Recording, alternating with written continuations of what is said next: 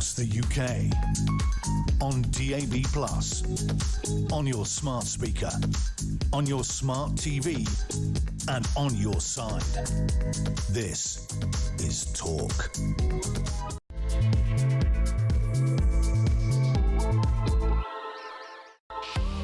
Very good evening. This is the Evening Exchange. I'm Peter Cardwell. Thank you so much for your company. Plenty to talk about between now and 10 o'clock.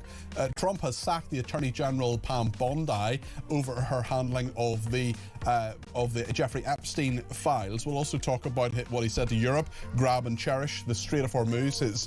His rhetoric has continued on that. He's also teased Emmanuel Macron about the shiner he got from his wife. Very, very interesting as well that Marks and Spencer's, one of the biggest and most important businesses in the UK, is accused today of being soft on crime. This is to do with a major intervention from them. He has said London's safe. They say it isn't. Clapham in London has had mobs of youths roaming around and causing mayhem, including to Marks and Spencer's. On the debate desk, Joe Wheeler and Ebzak and Tade will talk about Starmer pulling the offer of extra training places for striking doctors. Horrendous story about a funeral home as well. A funeral director secretly kept bodies stacked up in fridges. He mixed up ashes. He gave the wrong ashes to people deliberately as well. And Elizabeth I to be transgender in an ITV drama. Absolutely ridiculous. We'll also be talking about the Middle East British school, which is apparently teaching children to beat their wives. Islamic children, yes, really,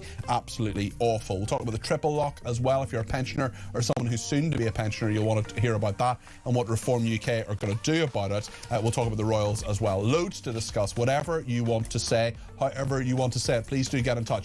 0344 499 1000 is the number to call. You can text me 87222 with the word talk in your text. You can tweet me at talkTV, follow me at Peter Cardwell, send me a WhatsApp text message on the main number. You can send me a WhatsApp voice message, voice note, less than a minute please, to the main number, or you can ring me on the main number, which is 0344 499 1000. So many ways to get in touch, lots to say between now and 10 o'clock, so stay with us here on Talk.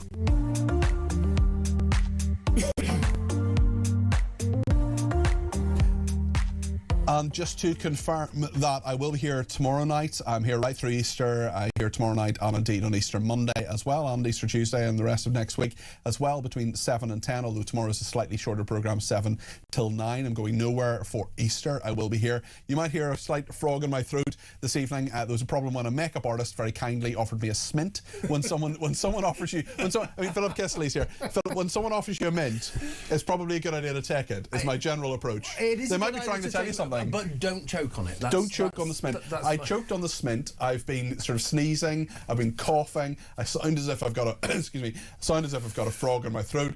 So it's mainly because of Smint Gate, I should say. So thank you for the smint, but nonetheless the smint went down the wrong way. Speaking of something that will be wonderfully consumed, I just want to say a big thank you to Carol in Liverpool, who very kindly sent me 4 tins of Diet Coke, which was very, very kind of her. I've been off Diet Coke for all of Lent, and Lent is ending tomorrow, as if you're in the Methodist tradition, which I sort of vaguely am, not really, I'm more of an agnostic, but Carol very kindly sent me 4 cans of Diet Coke, and they will be consumed tout sweet tomorrow morning. Right then, Philip Kistley, Senior Fellow at the New Culture Forum. Lovely to see you in the studio. How are you doing? Yeah, it's great to be here. I've not been here for a while. It's great to see you in the flesh, In Peter. the flesh, I'm a real boy. I'm alive and well. Trump has been saying some very, very interesting things today. Let's hear, first of all, he reiterated this idea about Winston Churchill as well. So we'll talk about that in a second. But he was talking about Macron. First of all, let's see this clip from Donald Trump. Then I call up France, Macron, whose wife treats him extremely badly. And he's still recovering from the right to the jaw. And I say, Emmanuel, we'd love to have some help in the Gulf, even though we're setting records and knocking out bad people and knocking out ballistic missiles. We'd love to have some help. If you could you please send ships immediately? No. We cannot do that, Donald. We can do that after the war is won. I said, no, I don't need after. Well, I mean, and absolutely slamming Emmanuel Macron there. He said a few things about about Starmer too. He also talked about Pam Bondi, who is now being fired. You're fired, she says. Bondi beached. So, Philip, what do you make of the Macron attack, certainly, and indeed Donald Trump's French accent? Well, it's extraordinary to think that this is the President of the United States and he's acting like this in public. It's a kind of melodrama, isn't it? And it's more than that. It feels like an absurd drama with a bit of intimidation thrown in there. It's like Harold Pinter, but with nuclear weapons and oil. You know? Fewer pauses. And fewer pauses.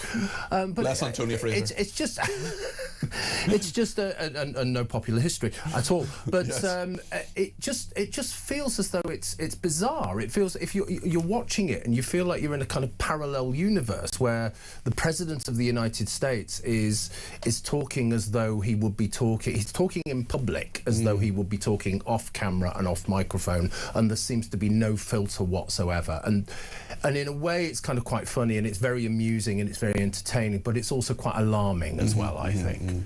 Yeah, and I wonder about this alarming nature, because he's been telling Europe, grab and cherish the Strait of Hormuz.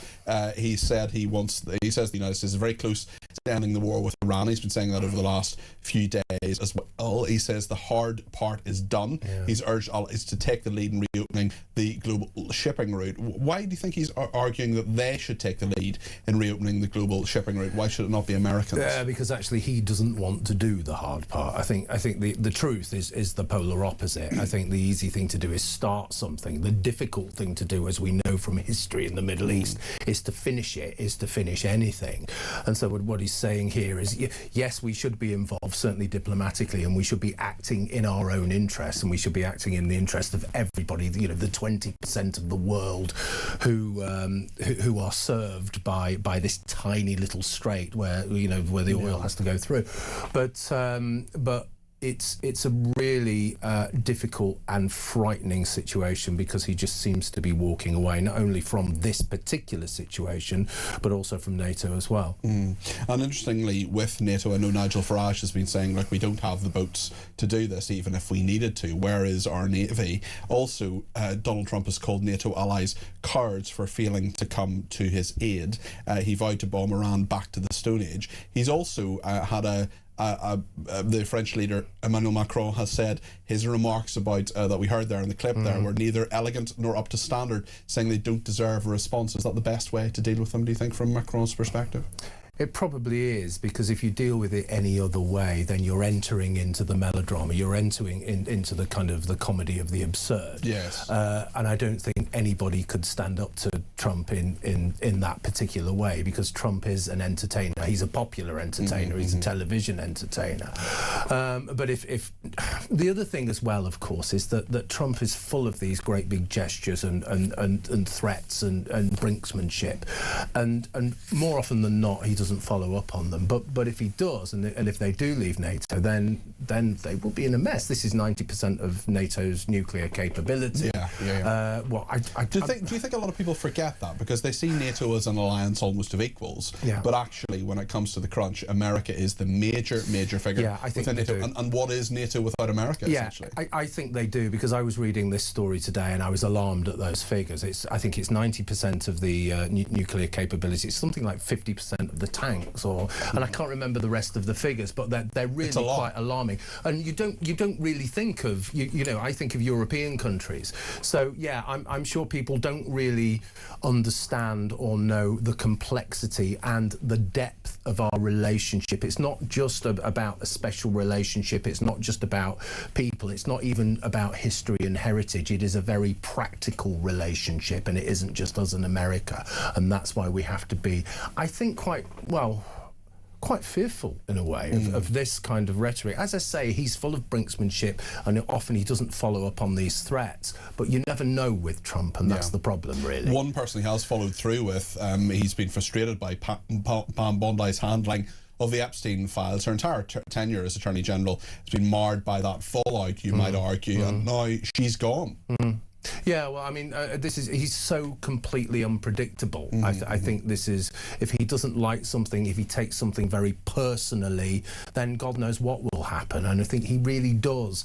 Don't forget, as I say, he's a television entertainer. He deals with people and he deals with vendettas, doesn't he? As we've seen with Keir Starmer. The Attorney General is one thing, but his relationship with Keir Starmer is another, and that really does have ramifications for us. Absolutely. Just say Alex in Cardiff has been in touch, simply to say, great to see Philip. He's so knowledgeable and clever and speaks so much common sense. Always a good commentator on your show. Also, Elisa in Chelmsford says, Peter, you sound normal to me despite the smint. So that's very helpful. Let's turn our thoughts to the capital city, because we are always aware at this station that 82% of our viewers and listeners are not in London. We've got to remember that. I can't stand it when I hear people talking about the tube journey, or, they're going from Ealing to Clapham or whatever, simply assuming that people know where things are. But Clapham is obviously a very well-known part of London in sort of central-ish south. And there were these horrendous scenes earlier this week of mobs, really. Now, City Khan says London's a safe city. He's the mayor, of course. And but Marks and Spencer, very interestingly, saying that's not true. And this article tomorrow in the Telegraph by one of their senior executives saying that shoplifting is out of control. Yeah, I think this is one of the things that I see in particular, because I don't live here. I live 200 miles away, but I work here. So I'm here a few times a week, and I'm often in this studio. And I see this sense of, or at least I feel this sense of menace in the streets. And these, don't forget, these were the children in Clapham. Right, and so what we're seeing there are not just kids misbehaving. We're looking there at a feral future, I think, and it's really, really disconcerting. But in a way, if we don't value our own culture, if we play fast and loose with our society, I'm talking about the adults here. You can't expect any better from children. This is learned behaviour. They are looking at the adults and they are seeing people who hate Britain, hate our culture, as I say, hate our society, and emulating that kind of thing. And if kids will, get the chance to misbehave, my God, they will misbehave. And the key thing is they don't think there are any consequences. They don't think there are any repercussions. This is the thing as well, because Sadiq Khan says, look, the full force of the law, they'll be identified by CCTV. So often that just doesn't happen. No, it's laughable. I mean, again, and we know that Keir Starmer, they're just completely interchangeable. Another useless Labour politician. Sadiq Khan just tells lies. It's more than lying. It's gaslighting. He says that London is a great city. It's a safe city, and all the rest of it. Yes, it is a great city, but it's being wrecked. It's being violated. I think, and we see it every week with hate marches. We see strife and division, and the key thing is, as much as anything, and it might not seem as much, but you just mentioned this low-level petty crime, and that is out of control. I go into the supermarket in the train station, King's Cross, and I just see it all the time, and nobody does anything about it, because So what have you seen in King's Cross? I've seen people just lifting things, putting things in bags, and just storming out. And people, but having said that, it's not just in London. I see it up where I live as well. I was in Boots a while ago, up in Leeds, and the security guard just said, well, I don't know. It was a woman walking out with a whole load of stuff in a pram, and he said, I don't know what's in that pram. It could be a knife, it could be a gun. And I don't blame the guy. The guy's probably on minimum wage. I don't blame him. But something needs to be done. It needs in London. It needs to come from Khan, and something needs to come from parents as well. Just simply saying this is right and this is wrong. You've got to pay for things. They've got to be paid for, and if you can't pay for them, there are other ways to deal with that. There, and also the thing with baby food as well is that is such a misnomer in so many ways, as you know, because it can be used as a bulking agent for different drugs as well. It's not just about people say, oh, people stealing baby food, they must have a hungry mouth to feed. Well, not necessarily. Actually, it could be something which is they've got hungry veins to feed. Well, exactly. Yeah, I mean, Sadiq Khan. It's interesting. This article that's just been published actually in the Telegraph is about specific specifically about shoplifting, and this is one of their retail director, Thinis Keeve, said staff had been headbutted, taken to hospital following an ammonia attack in the last week, as he urged Labour to do more to tackle shoplifting and crime. It kind of works on several levels as well, Peter, doesn't it? So there's the social level, and it's very much about social and cultural breakdown, but it also works financially as well. So what these stores do, and I don't blame them, I'm not having a go at them here, but they just, you know, if they can't do anything about the shoplifting, then they'll just put the prices up to claw and we all deal with that all the time. Yeah, absolutely. Listen, thank you, Philip. Really appreciate you coming into the studio and telling us your thoughts on all of that. What do you think? 0344 499 1000 is the number to call. We will take some calls, of course, many calls between now and 10 o'clock. But we're going to go to the debate desk next. Jo Wheeler, the political commentator and weather forecaster as well. She'll be telling us a little bit about Storm Dave, and Ebzak and Tade is going to be in the studio as well. So stay with us here on Talk.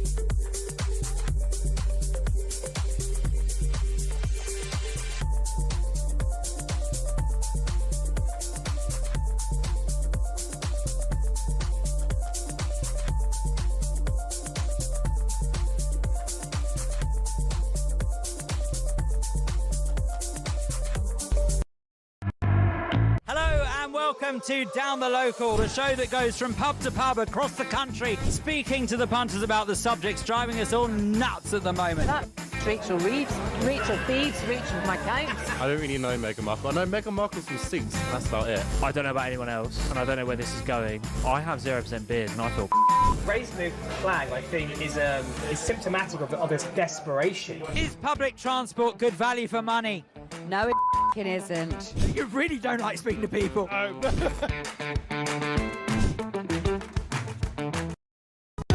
Across the UK, on DAB+, on your smart speaker, on your smart TV, and on your side.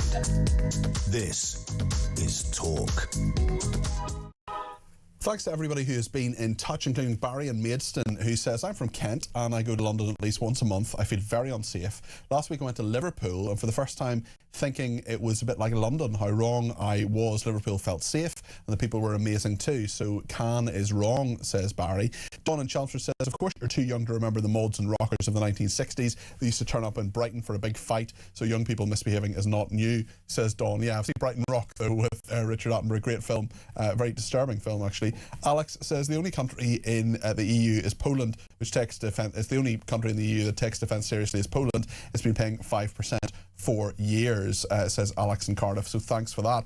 MG is in Staffordshire and wants to talk about Macron. You don't want me to use your first name, and that's okay. What point would you like to make? You're very welcome to the programme. Oh, thank you very much, Peter. Anyway, hello. I'd just like to say, really, it's so controversial. It's unbelievable. I mean, everything about him and the relationship with his wife was completely controversial. I mean, first of all, he was about the age of 50 when he met her. She was actually his teacher. And her daughter, because she had 3 children, she was married at the time, her daughter was in the same group as him. His parents. Yeah, it's definitely a bit weird. It's definitely a bit weird, but lawful. His parents sent him away, but his parents sent him away to Paris. But clearly that made no difference. Got together again. got married and all sorts, but she really does actually hit him.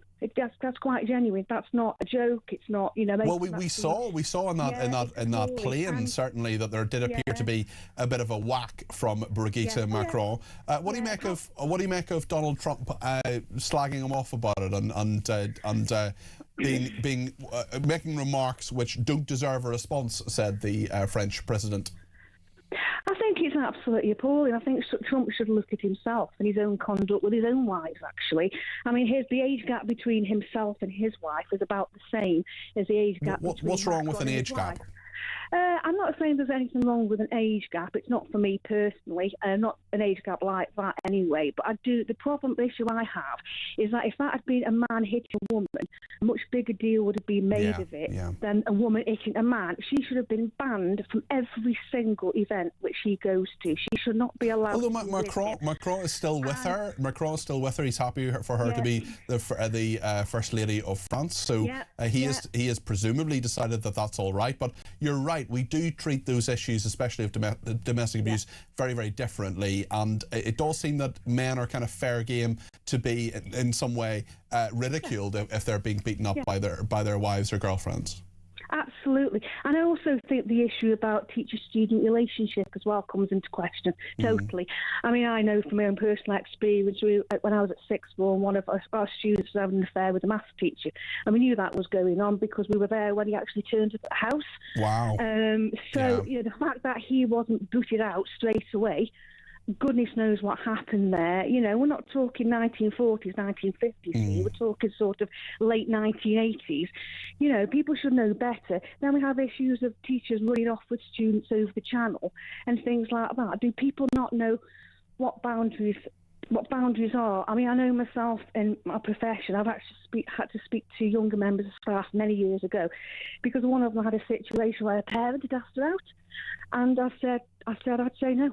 I said I would not consider it. I said, has the child got behavioural problems by any chance? And she gave me an answer. And I said, well, there's your answer. I said, you might be trying to take advantage. So this was in a sort of childcare setting. You had a parent, right? Yeah. And I actually said, if he cares a lot about you and that child's left the school, he will be in touch. A while later, I said, was he in touch? The answer was no. Yeah, and you do get people who, and I'm sure you probably have it in your line of work, Peter, as a politician. You know, you make friends very, very easily, but how many people are actually there to sort of, as a genuine friendship, or want something from you? And I think it's another profession where people can actually try it on. Well, it's the media is part of that as well. Certainly. Yeah. Listen, thanks for your thoughts. I really, no problem. Really appreciate your call. That was MG in Staffordshire. Didn't want me to use her first name, and that's fine. Eb Zakantadi is not here just yet. He's running a little bit late, but delightfully, Joe Wheeler is political commentator. Joe, what did you think of that call? Could you hear it there? You were listening to it? Yeah, I was listening to it, and it's very interesting because back in the day, what happened behind closed doors in a marriage was nobody else's business. And of course, increasingly, it has become everybody else's business. It is now legal that there is rape within marriage. Yeah, you know, if somebody's illegal. Illegal. If somebody's saying no, they're saying no. It doesn't matter whether you're married or not. Yes. And you know, and that goes the same for any kind of physical action. And if somebody's slapping, hitting, you know, even, to be perfectly honest, shouting loudly when the neighbours might complain, then yes, it is a matter of public interest and it should be addressed. What do you think of Donald Trump talking about it? Can we just see this clip again, actually, of Donald Trump talking about the Macron's marriage? He's related it to what the French have or have not done when it comes to the Straits of Hormuz and the Iranian situation, but he's essentially belittling President Macron as a result of these allegations surrounding his wife. I mean, we did see in that plane that famous piece of video of him apparently being hit by Brigitte Macron. Let's see what Trump has been saying in the last 24 hours on this. Then I call up France, Macron, whose wife treats him extremely badly, and he's still recovering from the right to the job. And I say, Emmanuel, we'd love to have some help in the Gulf, even though we're setting records in knocking out bad people and knocking out ballistic missiles. We'd love to have some help. If you could you please send ships immediately? No. We cannot do that, Donald. We can we can do that after the war is won. I said, no, I don't need after the Yeah, I don't need them after the war. I mean, he essentially said his wife treats him extremely badly, and people just started to laugh immediately. Do we treat, men being victims of domestic violence with the same kind of seriousness as we do women? Or is this all a bit of a laugh for Trump, do you think? Is this beyond that? What do you think? We absolutely don't treat violence towards men the same way that we do towards women. Both are serious and equally serious. Trump was well out of order in terms of what he said, but I can understand that there were titters and giggles around the place because it's just one of those little pot shots. He's taken them at Keir Starmer as well. When he's not impressed with somebody, he makes it slightly personal. Yes. At times, which is probably not right. Do I think that Macron is in fear of his wife? No, I don't actually. I think he can probably handle her. Yeah. Are the things that she does right? No, they're not. But it comes back to those behind closed doors. How does he deal with it? When does he deal with it?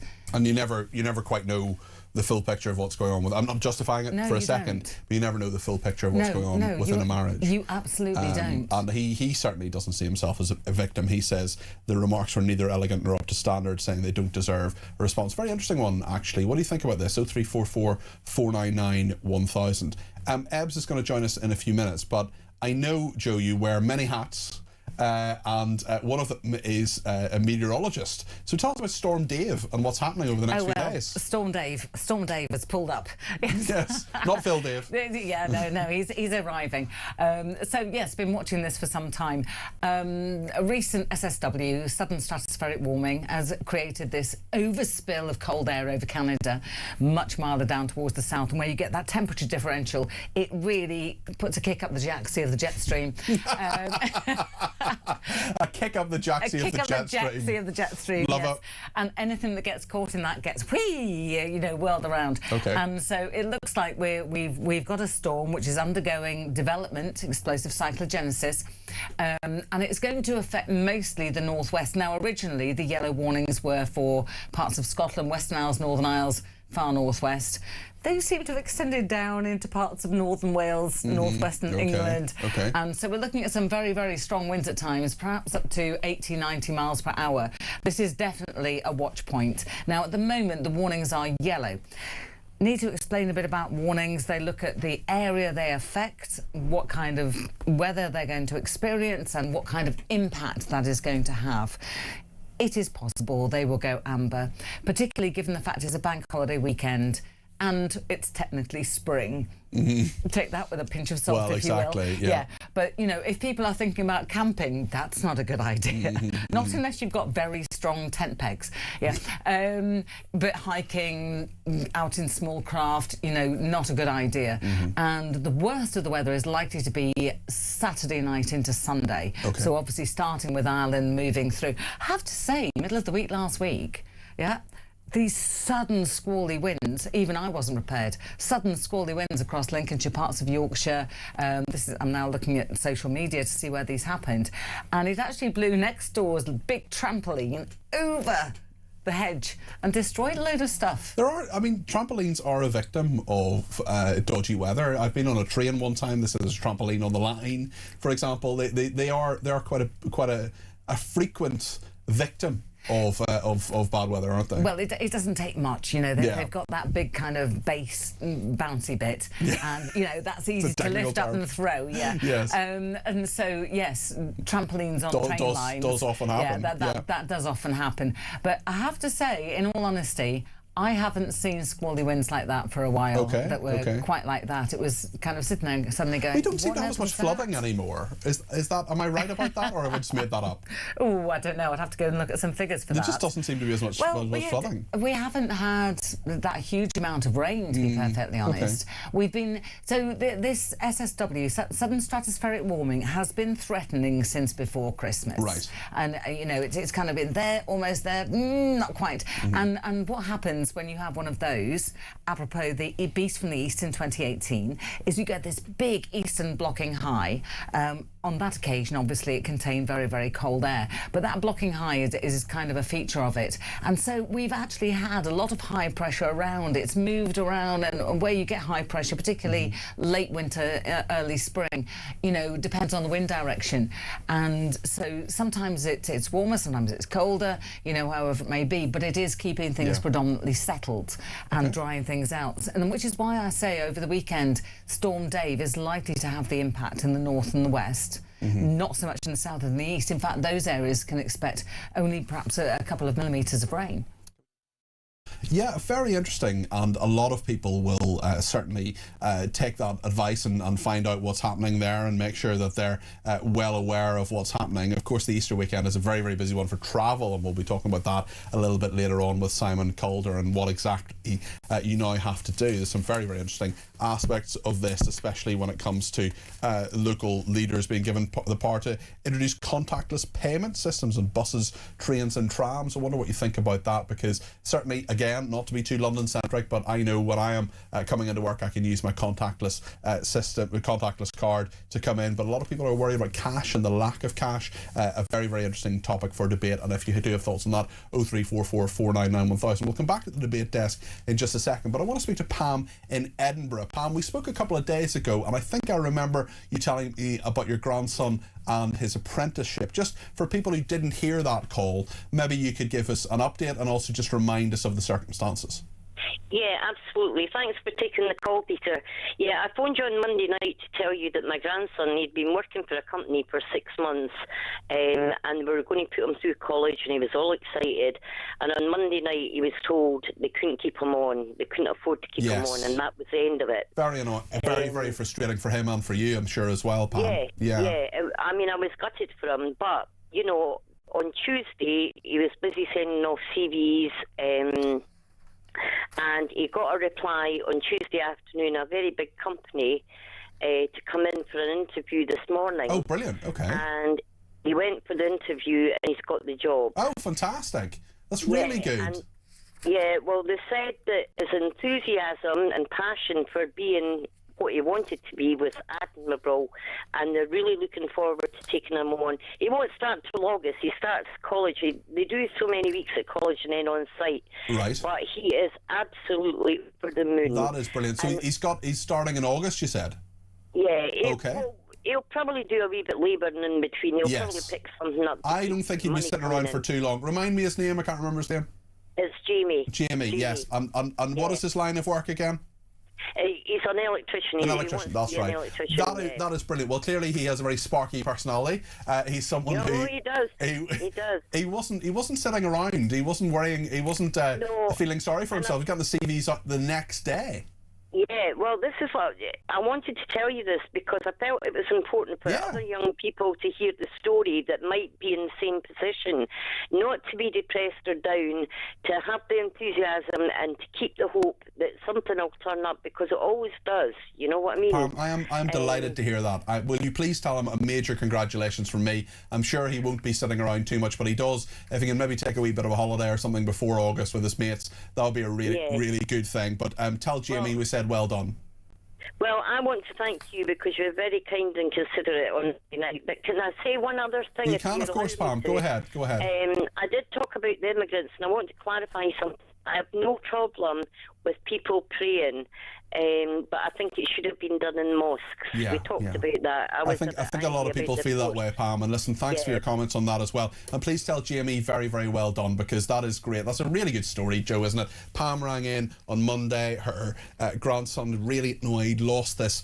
It wasn't anything to do with him. It was just the firm that he was working for, this electrician's apprenticeship. They were downsizing. It couldn't. And now, 3 days later, got a new job. Fantastic. New apprenticeship. Absolutely. It's brilliant. I mean, if more people had that spirit, and there he was on the Tuesday sending out CVs saying, I want to work. Do you know something? I was talking to somebody a little bit earlier today who was kind of brought up in the 60s, 70s, working in the 80s, and said, I was never without a job. Yeah. If the job went on the Friday, I'd have another one by Monday. Yeah. And, you know, I remember that kind of attitude. Admittedly, those were the 80s. It was different. But, you know, there was that feeling that the work was out there if you were only prepared to go and have a look. I think that is part of it. There are a lot of people who also won't do certain jobs. They feel, you know, certain jobs are beneath them. I don't know about you, Joe, but I would kind of rather be doing something than nothing. Actually, you know, I'm not someone who I'm very bad at. I'm bad at sitting around even on holiday, to be honest. Pam's done a great job, as have Jamie's parents, and thank you for that update. We will go back to the debate desk in just a second after I've read out what Pam in Birmingham says. She said, "Did you see Larry got a visit from Carol Kirkwood? How can anyone not smile when they see Larry? What a celebrity!" Well, Joe, I mean, is Carol Kirkwood your nemesis? Or, I mean, how do you feel about Carol Kirkwood, your rival weather presenter? I mean, I don't think weather presenters have rivals, really. I think to a certain degree, and in fact to a greater degree, we all work together. That's good. That's good. Yeah, That's no, good. it's not like that. Okay, excellent stuff. It's exactly the same with talk presenters. Lots to discuss in just a minute. Stay with us here on Talk.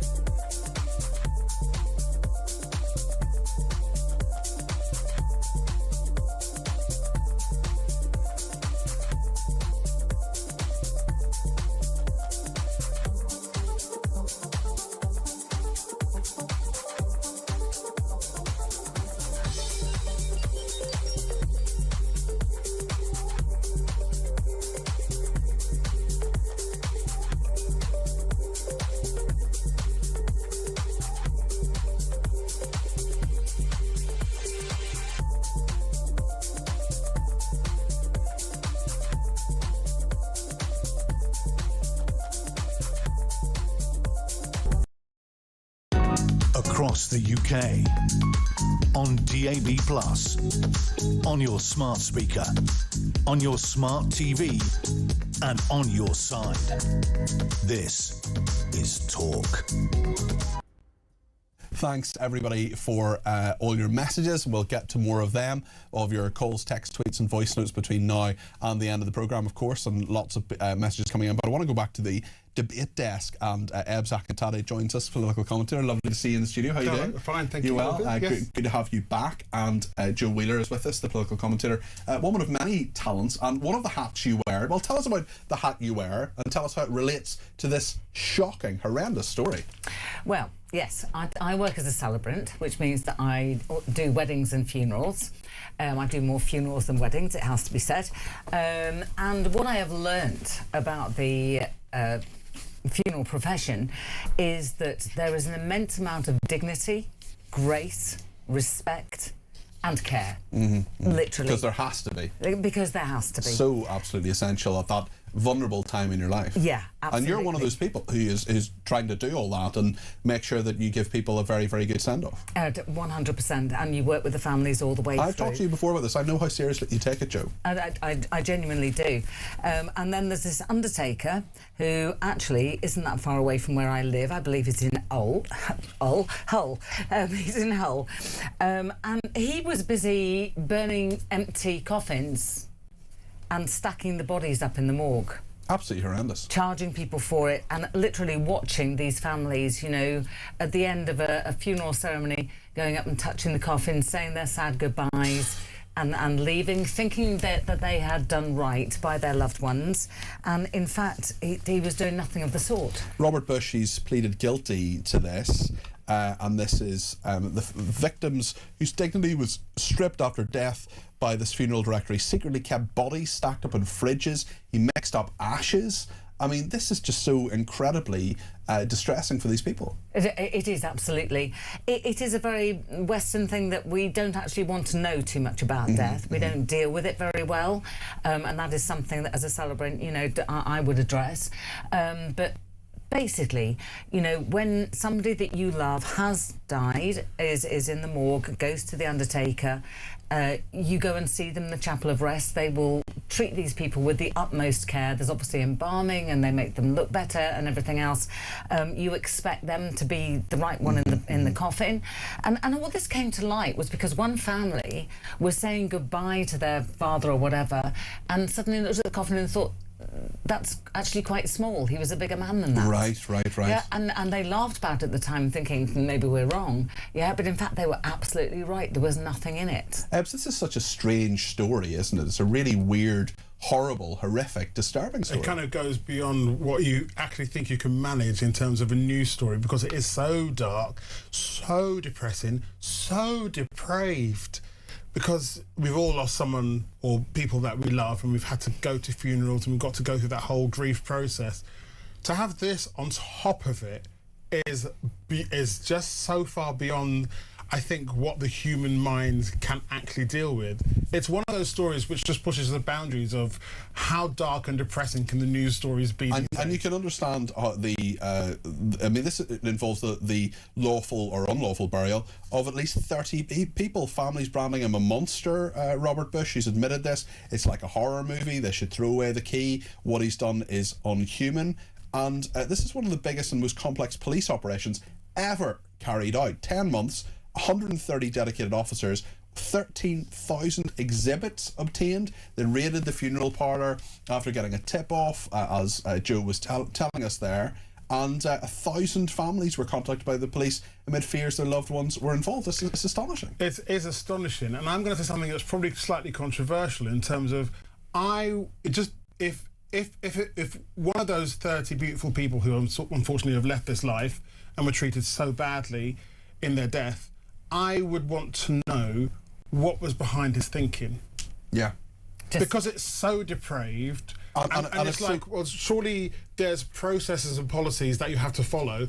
Why would you do something to a human being times 30? Yes. And do that? What was the hope? What was the gain? What was the end game of this process? Why would you do that to people?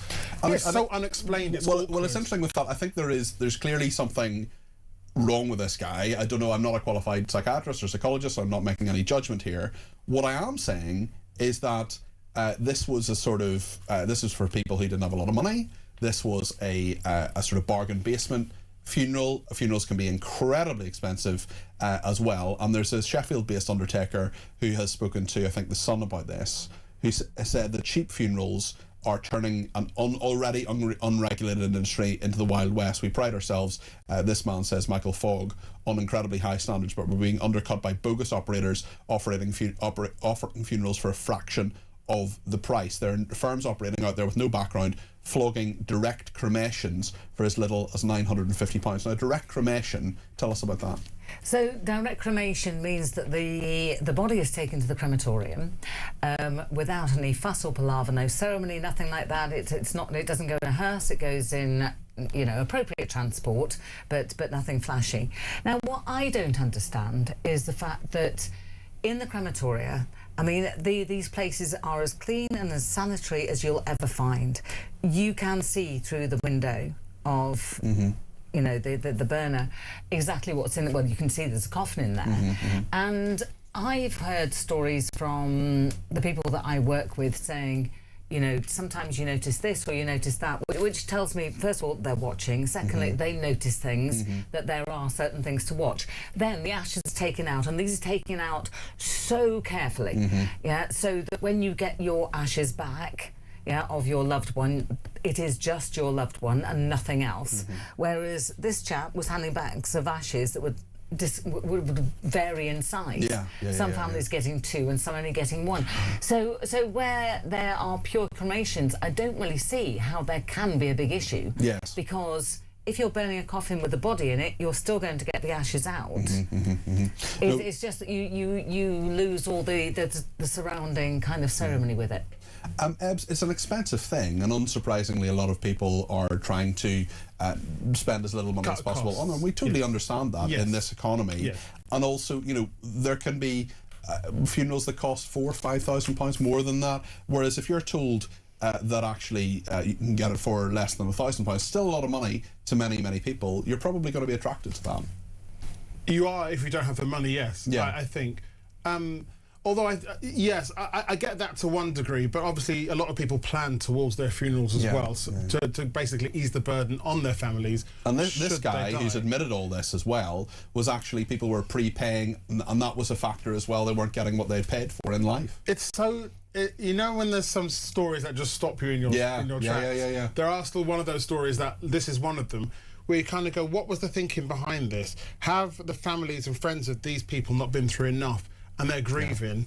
This is just doubling, quadrupling the amount of stress and grief in a way in which is so deceptive. It's horrendous. What do you think of this? Let me know your thoughts. 0344 499 1000. I'm going to talk more about the Reform Housing spokesman sacked over Grenfell remarks. We'll talk about Starmer and extra training places for striking doctors being taken away, and whether Elizabeth I, who said, I have the heart, I have the what did she say? I have the weak and I may be a weak and feeble woman, but I have the heart and stomach of a king. Was she actually a man? No, she wasn't. But ITV apparently thinks she is. Stay with us here on Talk.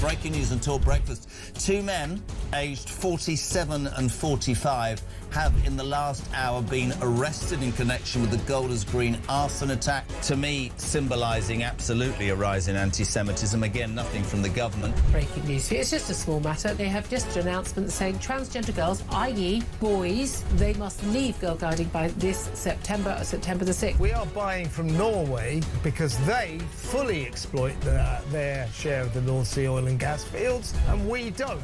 Alice in Wonderland nuts.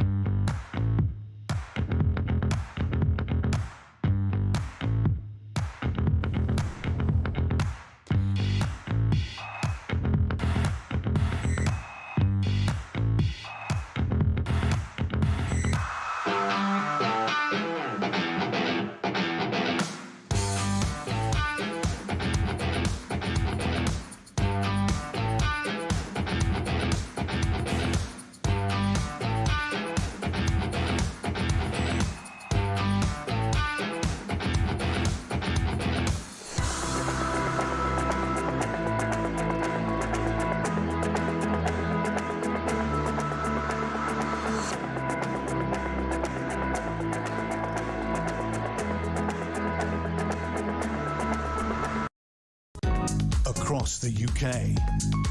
On DAB+, on your smart speaker, on your smart TV, and on your side. This is Talk.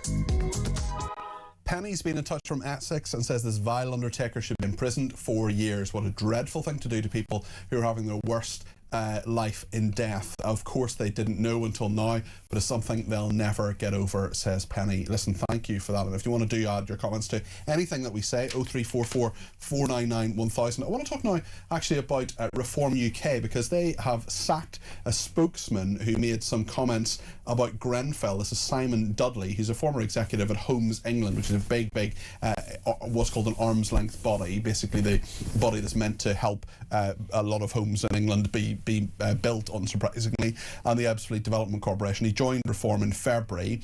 The deadly blaze, he says, was a tragedy, but everyone dies in the end. He gave an interview to Inside Housing magazine, very influential housing magazine. I've spoken to them many times myself, actually, when I worked in the housing department as a special advisor. He described building safety regulations introduced after the 2017 Grenfell tragedy as regulation which is not working. He's been called ignorant and callous. He has now been sacked as one of the housing spokesmen anyway for Reform UK. Nigel Farage has been asked about this, and this is what he said. Simon Dudley, did you say you are sacked because of his comments? I haven't spoken to him. He's under Richard Tice's department. Richard appointed him housing spokesman, given his depth of experience in developing new towns, but the comments were deeply inappropriate. They were, frankly, rather shocking to many people, and Richard has dealt with it.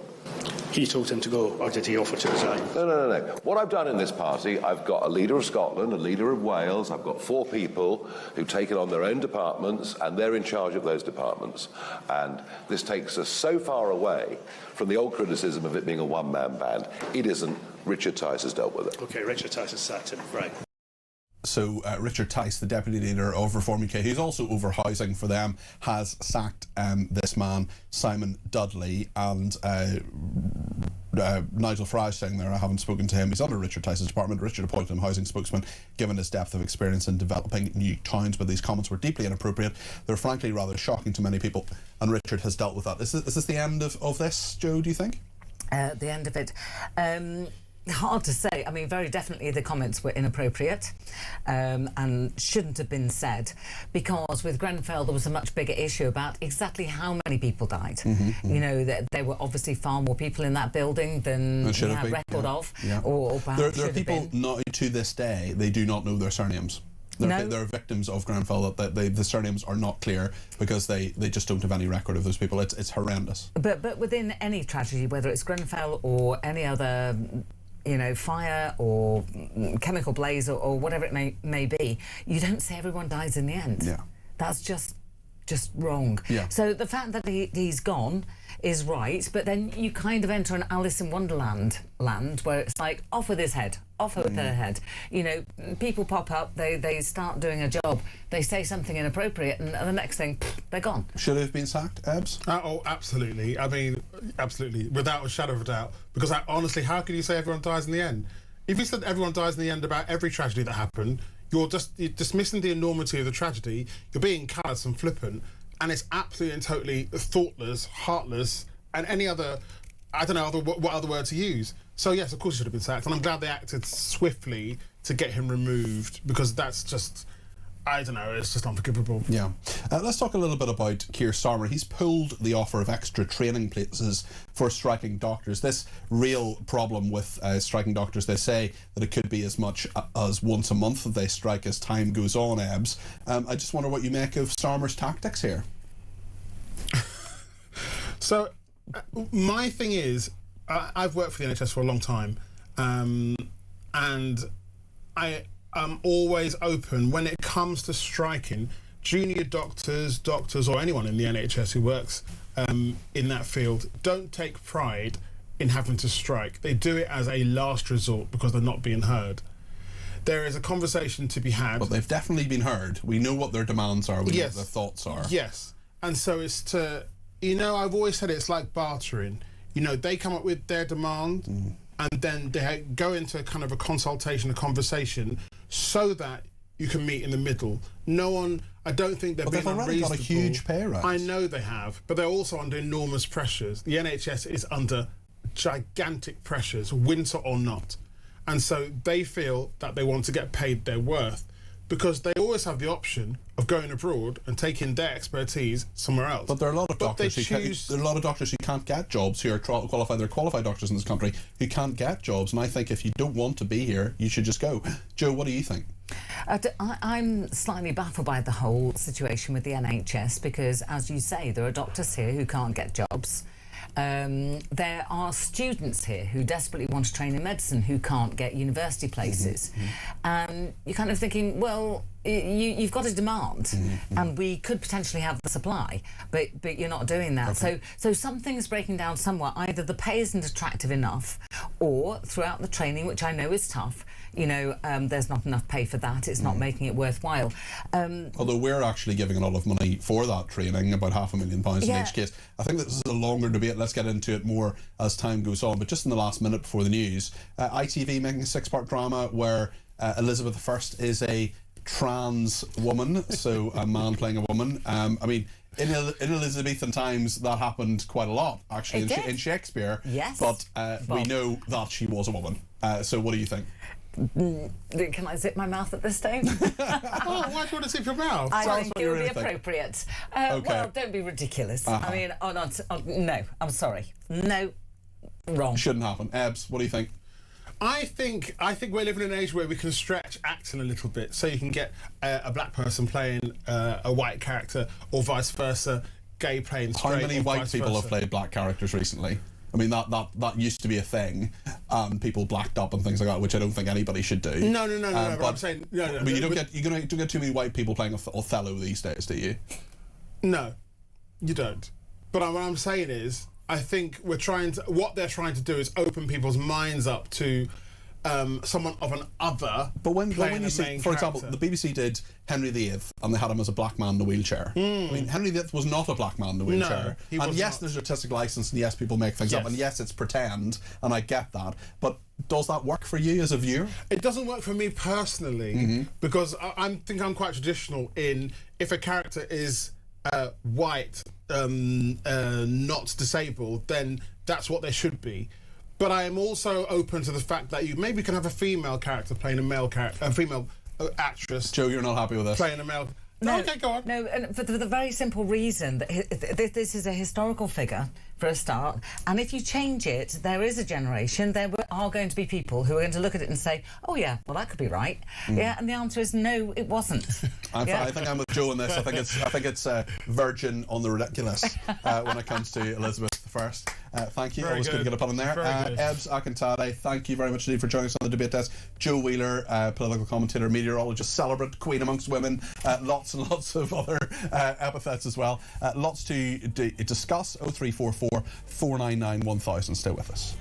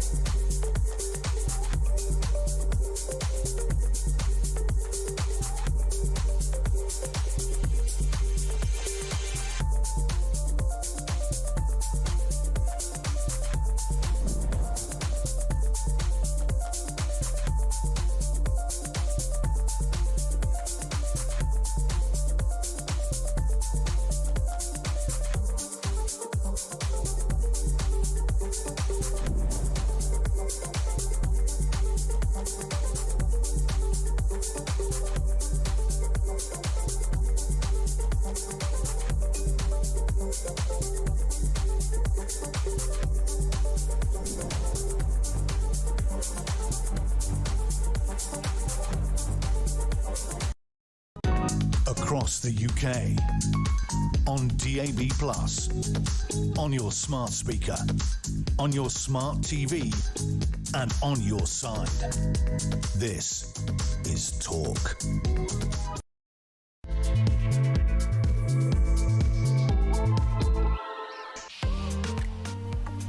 Well, a very good evening. This is the Evening Exchange. I'm Peter Cardwell. Thank you so much for your company. So much to discuss between now and 10 o'clock. We're going to talk about Middle Eastern schools, and these are top British schools, often using the kind of names like Eton and Harrow and Stowe. And there's at least one of them that is alleged to be teaching Muslim students how to beat their wives. Yes, really. This is a really horrendous story, and we'll get into it in just a second with Marilyn Hawes, the Chief Executive of Freedom from Abuse. I'll ask her as well, actually, about what Donald Trump has been saying. We'll play that clip of Donald Trump on Emmanuel Macron. We'll talk about the triple lock as well. Reform UK has announced today it is going to keep the pension triple lock, and so much has been written and reported in the last week about Hugh Edwards and, of course, Scott Mills as well. So we'll talk about that. To Adrian Mills, no relation. Tim Davie, of course, saying he was very clear Scott Mills had to go. We'll talk about the Royals too, because Andrew Mountbatten-Windsor and Peter Mandelson there being looked into, of course, by prosecutors working with police officers. We'll get the latest on all of that. And Donald Trump saying the King would have stood by him over Iran in a way that Keir Starmer clearly did not. We'll talk too about the what's going on with Iran and what's happening there, and about potential travel chaos, because local leaders giving power to introduce contactless payment systems, but will they work? And what about Easter as well? The great getaway for so many people will be on the road, may well be on the road right now. Maybe you're one of them. Let me know your thoughts on all of that. 0344 499 1000 is the number to call. You can text me 87222 with the word talk in your text. You can tweet me at talkTV. Follow me at Peter Cardwell. You can send me a voice note, less than a minute, please, if you would. 0344 499 1000. You can also send me a WhatsApp text message on that number, or give me a ring on the number, which is, of course, 0344 499 1000. So much to discuss, so many ways to get in touch between now and 10 o'clock. So thank you so much for watching and listening, however you're doing that, whether it is on DAB, your smart speaker, whether you're watching on YouTube or your connected device, including the 3/4 of homes in this country that have a smart TV. If you have a smart TV and you're not using it to watch right now, you can go to the Talk app. And remember, there's lots of ways to get in touch and lots of ways to get your point across. So much to discuss between now and 10. Stay with us here on Talk.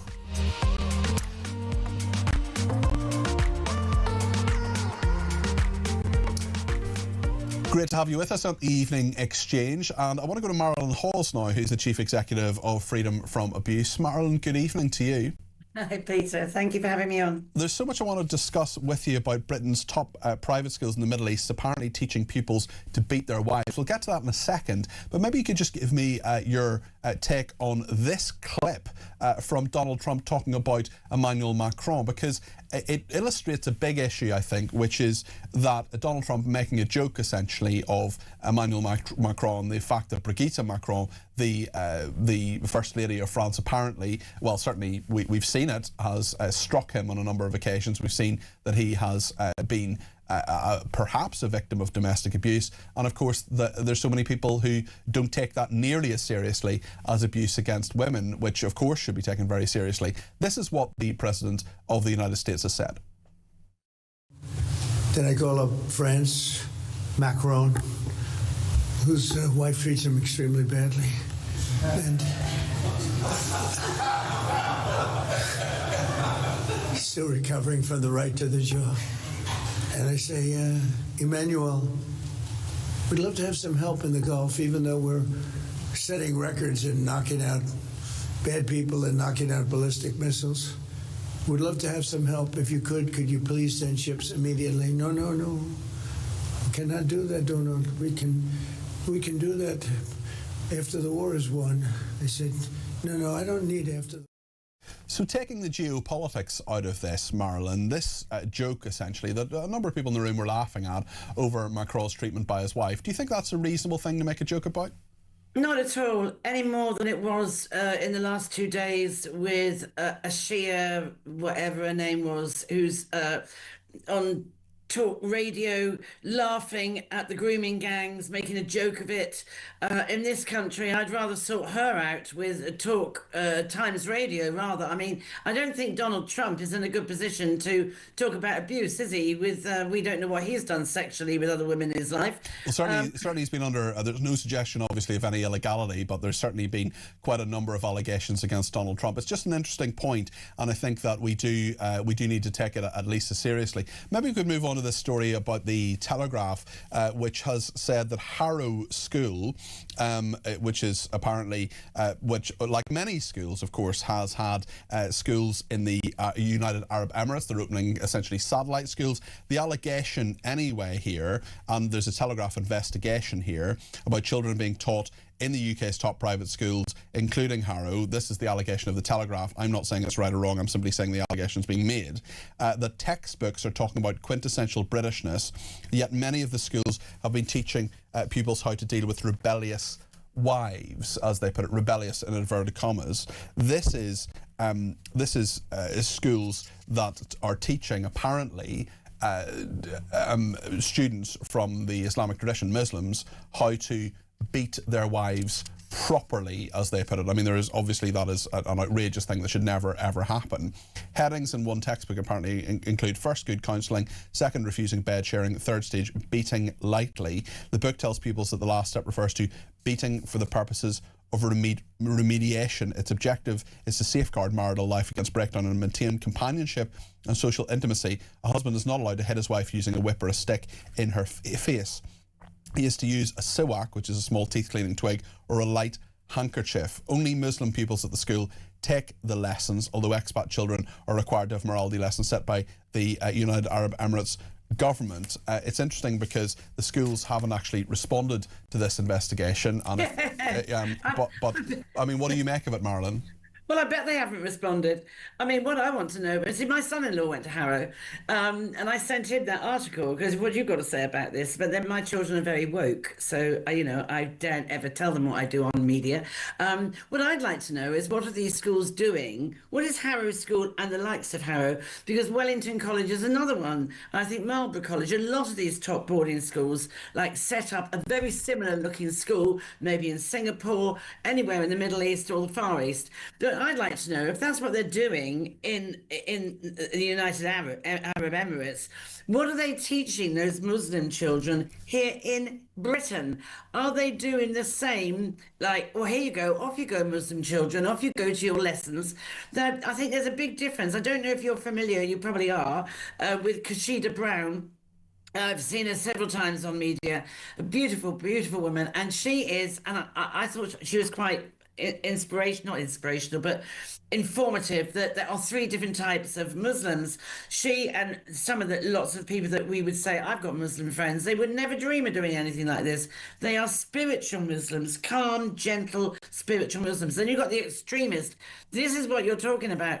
This way of being with women is extreme Islamic. The thing as well, Marilyn, is that I think it's really, really worrying that this is being taught in any school anywhere. But when it comes to the United Arab Emirates, for example, lots of people from here have lived out there. There are lots of people who, a lot of Gulf nations where this kind of teaching is happening and may well be happening in schools in this country as well.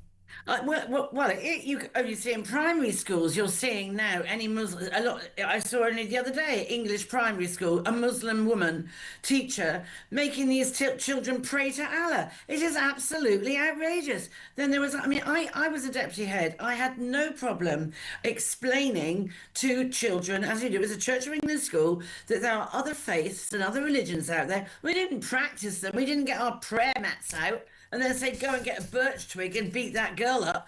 It was like, well, we have Hindus, we have Buddhists, we have this, we have that. There's all sorts of different religions that that are out there other than being a Christian. And I think that's not a bad thing to do. But when you're taking it down this line, it's absolutely outrageous. I mean, I would love to know what those same schools are teaching. We're overridden with Islam, the Islamists here. What are they teaching them here in our schools, these same private schools? I actually wrote to a very good friend of mine today, James Wilding, who is very high up in, has been 20, 30 years involved in the Inspectorate of Independent Schools. And I've said to him, what do you make of this? Is this fake news? Is it real? Is this going on? And it should be stopped. I mean, schools like Harrow, Wellington, we are a Christian country. Not that you'd think that when you see the news about the King tonight, who's not even going to make an Easter message. It makes you wonder what's going on in this country. That these boarding schools in this country, they have assemblies, they have Christian assemblies. The ethos is Christian. To teach people to go and beat their wives and when you do it, when you do it lightly, when you kick their face in, is absolutely outrageous. But I've got to look into this more seriously. Because what do you think people should do in this country with these schools that are apparently teaching this in the Middle East? Because they shouldn't. I mean, it's outrageous. I mean, I would love to know. I would love you media people, to go and ask Harrow. Are they doing this? What are they teaching? Well, the Telegraph did. The Telegraph have asked all the schools that are involved, and there don't seem to be any answers coming from them. What, you mean the ones here in England? Yeah. Well, I have taken that up with the guy I know who's in charge of the Inspectorate for Independent Schools. I sent him that article tonight because I want to know what is their answer. It always worries me when people don't want to answer because that always bothers me because you're almost guilty. Well, they may be looking into it. They may not even be aware that it's happening. And certainly if we do but therefore then in that case, you say, don't you? In that case, you say, we're not up to date with this. Let's have a look. And they should have their PR person, their media PR should be addressing this. So why aren't they? Yeah. But they should at least be saying to you media guys, I'm sorry, at this present we'll get back to you because we're not aware of what's going on. It is absolutely outrageous. I am sick to the back teeth of this. I really am. And in recent days, it's not a religion. It's a cult. It's not a religion. Okay. And in recent days here in the UK, we have heard from Baroness Longfield about what the grooming gangs, rape gangs inquiry is actually going to look into. Are you encouraged in any way by what she has said and what the Home Secretary Shabana Mahmood has said, that ethnicity and religion and other aspects, cultural traditions and things, will be taken into account when it looks into that? I know it's taken a very, very long time. It needs to get moving, but are you encouraged at least by that? Do you know what I think, Peter? I want to shout out yet again for Robbie Moore. Robbie Moore was the MP who actually worked out that what Baroness Casey said in June last year about all authorities, all police authorities, were not to destroy evidence. Now, Robbie Moore, who was MP for Bradford, I think, and Keighley, he had not seen any of this. Now, he's a Tory MP. So he raised this, and he raised it with Baroness Longfield, who was the previous Children's Minister, on December the 9th. And everybody kicked off, and it was not until January the something that everybody went, oh my gosh, no one's done anything about it. Well, excuse me, where was Jess Phillips? She's supposed to be the advocate for violence against women and girls. She is utterly useless. She's more interested in looking after her job than she is looking after violence against women and girls. Do you honestly think that's a fair thing to say? Yes, I do. Given that she's heading this inquiry? Yes, I'm sorry, I've got no time for Jess Phillips whatsoever. So when she was on the front row, I think it was Yvette Cooper was talking about this whole business about rape gangs, and she was looking on her phone and laughing. I'm sorry, she's not fit for purpose. Okay. None of them are. None of them are. They're not. It really worries me. I don't want to be sceptical. I don't want to be cynical. Well, we all wanted to work, certainly, Marilyn. We all wanted to work. We want the proper outcome from it. Absolutely, but let me just say this. Where they need to start, and this is going to be a hell of a job, but where they need to start are the usual suspects. Let's start with the big hitters. They need to be looking at Sadiq Khan with 9,000. I didn't know anything about that. And then therefore look at Sir Mark Rowley. Therefore look at Cressida Dick. And let's hope they all do that, and let's hope they hold. I don't think they will. I hope they do. But well, they say there'll be no stone unturned. We will see, and we'll watch it with interest. We'll certainly get your reaction as this process continues. Marilyn, thank you. Marilyn Hawes is the Chief Executive of Freedom from Abuse. What do you think about what she said there? 0344 499 1000. Karen has been in touch from North Wales and lived in the Middle East herself. Karen, you're very welcome to the programme. Thanks for giving me a ring on 0344 499 1000. What would you like to say? Hi, Peter. Right, okay. I mean, basically what this is the Arabs think of British education as being a good education. We were quite sort of involved, when we were in the Middle East, we were quite involved with the Al Thani family, which is the ruling family of So you lived in the Middle East. Where did you live and how long did you live there? Qatar for quite a few years, in Doha. Okay.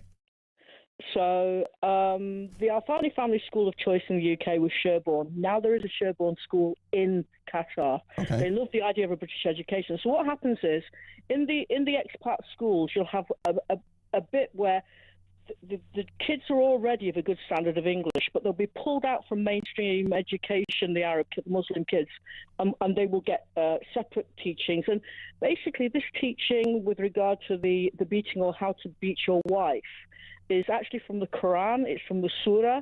I think it's Surah Al-Nisa, which is chapter 34, verse 4. And it basically, the whole idea is you can chastise, but the idea is you're not supposed to be able to leave marks. I mean, it's horrendous, I know. But what you've got to understand is everything is under Sharia law, and Sharia law doesn't treat women well. I mean, if I can tell you a quick story of something that happened to us. Sure. We went, so my kids were at expatriate schools. My daughter was nearly 12 at the time. And the school actually vetted taxi drivers to come and take the kids backwards and forwards from school. And our taxi driver we got an inkling, he got a little bit too close to my daughter. He turned up at the house one day wanting to take her to the zoo. It wasn't even a school day. So we dispensed with these services. But he knew our routine. He knew that within 15 minutes of my daughter getting home, I would get home. I got home one day and she wasn't there. My neighbour called and said she's over here. She was very distressed. The taxi driver had waited for her and he tried to drag her into the car. Goodness me. Okay. Well, that's terrifying. Yeah, it was. Luckily, she didn't go catatonic. She screamed, she kicked, she carried on. The neighbour heard. He rescued her. They called the police. The police were brilliant. They got him in custody within about 90 minutes. We had to go to the Sharia court. Now, the Sharia court, for me, as a non-Muslim woman, is not recognised as her guardian. I couldn't go and support her. Wow. Okay. You weren't allowed to go there. That's outrageous. I wasn't allowed to go there. Yeah. My husband, yes. And the judge, I believe the judge was a decent man, but he was bound by Sharia law. So basically, the taxi driver, he denied it. He gave his evidence. Our witness, who saw the whole thing, gave the evidence. My daughter gave evidence. Anyway, the judge said, look, I want to adjourn for a little while, and I want to speak to the father, my husband, alone. And he said to my husband, I need you to get a Muslim that you said saw it. My husband said, well, there was nobody else that saw it. And he looked at my husband and he kept nodding his head and going, I am sure that if you look hard enough, you will find that's not justice at all. That's outrageous. And did you stay in Qatar after that? Oh well, yeah, I had no choice. I mean, we were on contracts. We were sent there by our employers. Yes. But basically, what he said was, you don't seem to understand what's going on. He got quite frustrated, the judge. You don't seem to know what's going on here. The penalty for rape and for murder in this country is the same. He would have taken her, he would have raped her, he would have murdered her, because their children can't tell tales. That's dreadful. We still said no. We weren't going to say anything. So basically, what he did was he had to find him not guilty, even though he told us himself. That's ridiculous. Totally. But they have no thing on women, and I couldn't be part of any of it. Yeah. Well, that is outrageous. I mean, Sharia is not good. And this is the thing is that, Karen, that I'm not blaming you for going out there. Obviously, it was your choice, and I was at the embassy. I worked at the embassy. Right, sure. So you were part of the Foreign Service. The interesting point, Karen, certainly, is that there are many people who will go out there for economic reasons, who will, and there are many ways that we see lots of people covering, for example, the World Cup that was in Qatar, who say they care about things, like Gary Lineker, for example, David Beckham as well, who, when it comes to the way these countries often operate, they have very little to say about that. The fact that in Qatar, for example, they have the death penalty for homosexuality, for example. I mean, that is, all of those things that you mentioned are just horrendous. I'm sure you're glad to be back in Wales. Oh, God, yeah. Yeah, okay. Well, listen, thanks for the call, Karen. I've certainly learned a lot from that, and I appreciate that, and every good wish to you and your family, and particularly your daughter as well. Glyn has been in touch on what we were talking about with Ebbs and Joe a little bit earlier on, about characters playing different roles that they aren't anatomically or indeed racially suited for necessarily. Ebbs was saying, you know, you have black actors playing white characters. I remember going to a play, actually, where David Harewood, who's an excellent actor, a black actor, was playing a racist white man, which I found quite weird. It was quite a good play, but it was quite a strange thing. And as I said to Ebbs, you don't often see, you know, white people playing Othello, for example. Glyn says, playing devil's advocate, could I ask, would it be acceptable for a white actor to play the Marvel character Black Panther? I think the answer to that is no, Glyn, but we know that on ITV, a man or a trans woman is going to be playing Elizabeth I, which is a bit strange too. What do you think about all of this? What do you think about what Marilyn was saying? 0344 499 1000 is the number to call. We're going to be talking in just a second to Reem Ibrahim, live from Washington. She is in Washington, D.C. these days. You might have noticed that Reem is less in the studio. That's because she's across an ocean. About the triple lock and what Reform UK have said about this. They're going to keep the triple lock. They had a press conference today to confirm that. Is it the right idea? What do you think? Maybe you're a pensioner, or maybe you're someone who is on the verge of becoming a pensioner, and the triple lock is something that matters to you. Give me a shout. Let me know your thoughts. 0344 499 1000.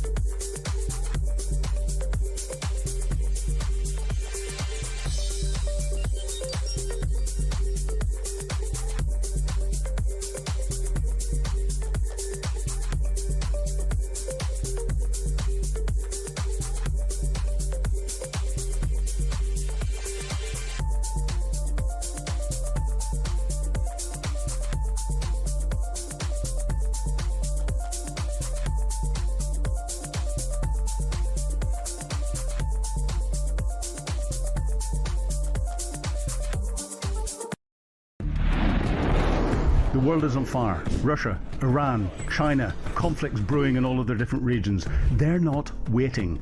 But here in Britain, our armed forces are underfunded, they're undermanned, and they're underprepared. And nobody in government wants to talk about it. Well, we do.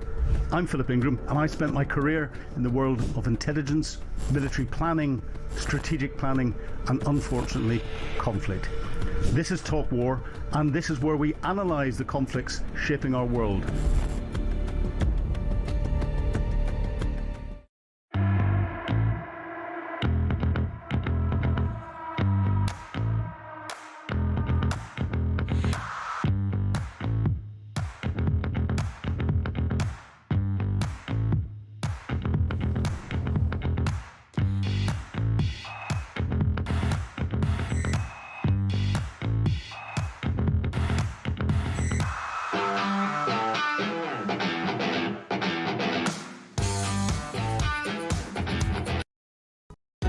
Across the UK, on DAB+, on your smart speaker, on your smart TV, and on your side.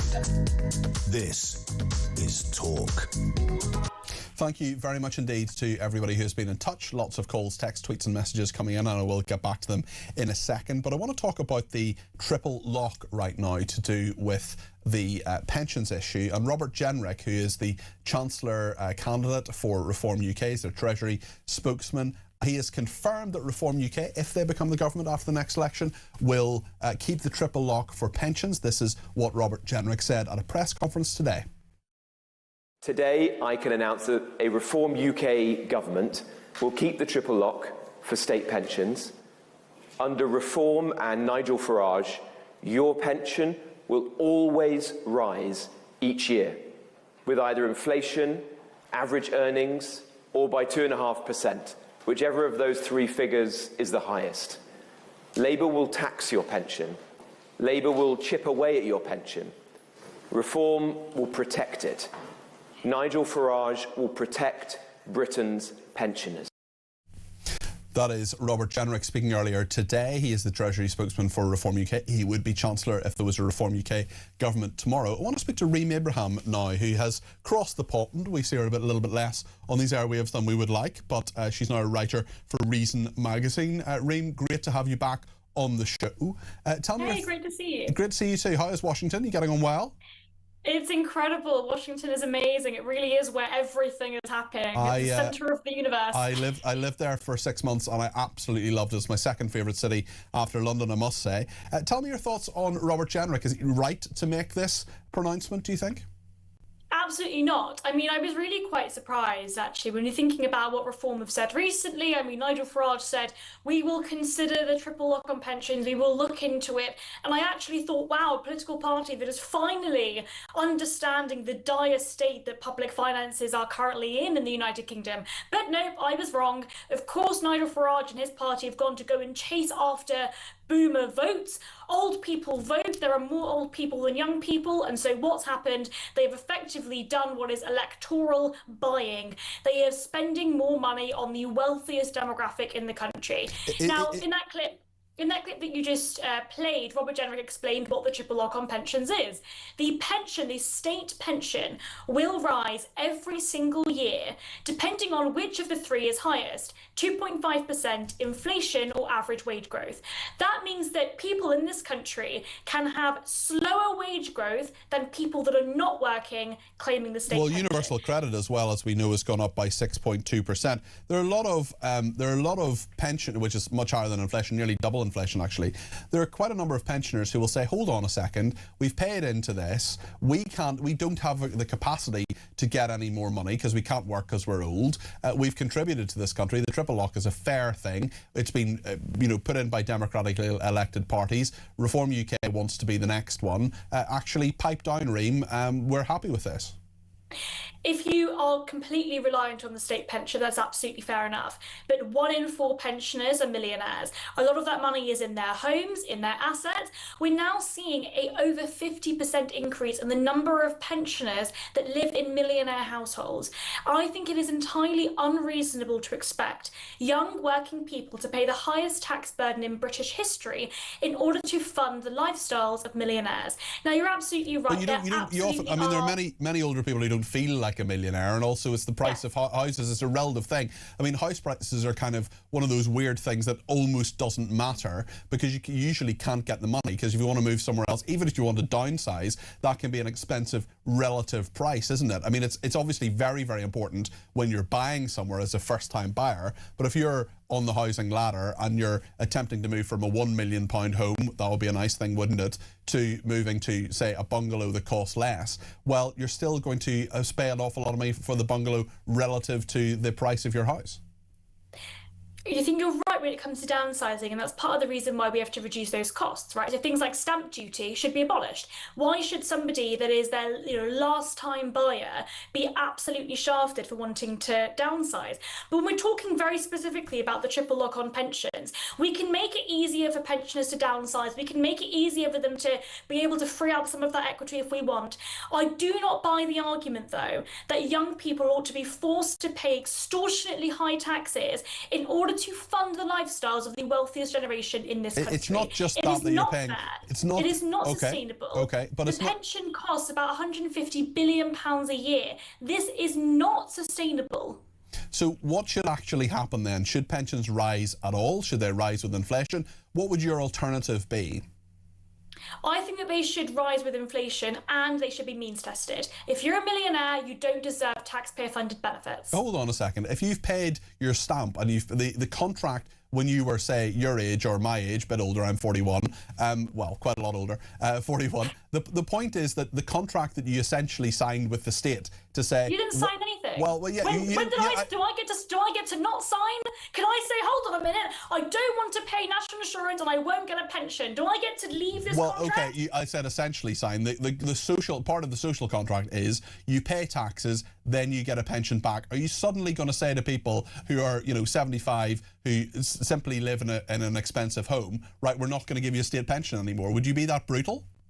Yes, if you're a millionaire, you don't deserve taxpayer-funded benefits. So what are those millionaires meant to do? I think we've got to be very, very clear about this. Surely you would cause... It's not sustainable. And by the way, people that do not believe we should get rid of the triple lock want higher taxes. There is literally no other way about this. You have to increase taxes to fund basically what is luxury boomer communism. We are redistributing. It's the reverse Robin Hood. We are taking money from the poor young and giving it to the rich old. Reem. The point is that young people like you can earn money. They have the capacity to earn money. The people who are pensioners cannot. Also, surely you're going to cause a massive... Sell your house. Yeah, well, okay, sell your house. Where do you move to then if there aren't homes for pensioners who may want to downsize or perhaps can't? Also, the fact is that you're not going to get enough money out of it, are you, to live for the rest of your days?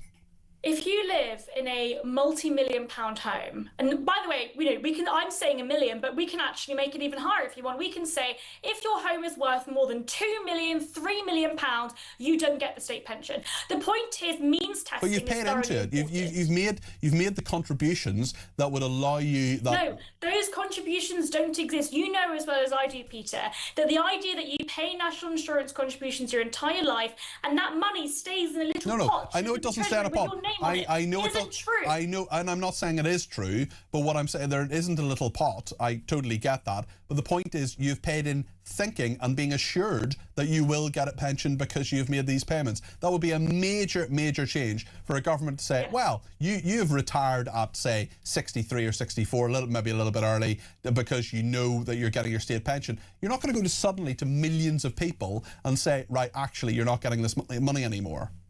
Why not? There's no money left. I mean, this is the point, Peter. Either we do that, either we do the politically difficult thing, or we end up like Greece did in 2010 with a sovereign debt crisis, debt spiralling out of control. We're now spending about £100 billion on debt interest payments. Do people not understand that we have no more money left? We don't have a magic money tree. The money has to come from somewhere.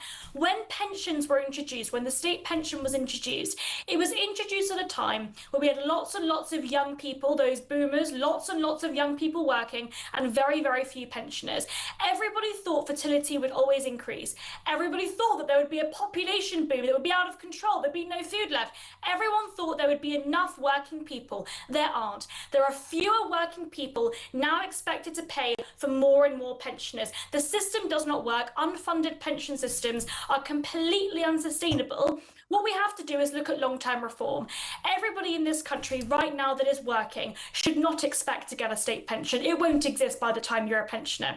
What we should have is a bank account where you are saving that money. You should have private pensions. We should allow people to be more able to save for their retirement.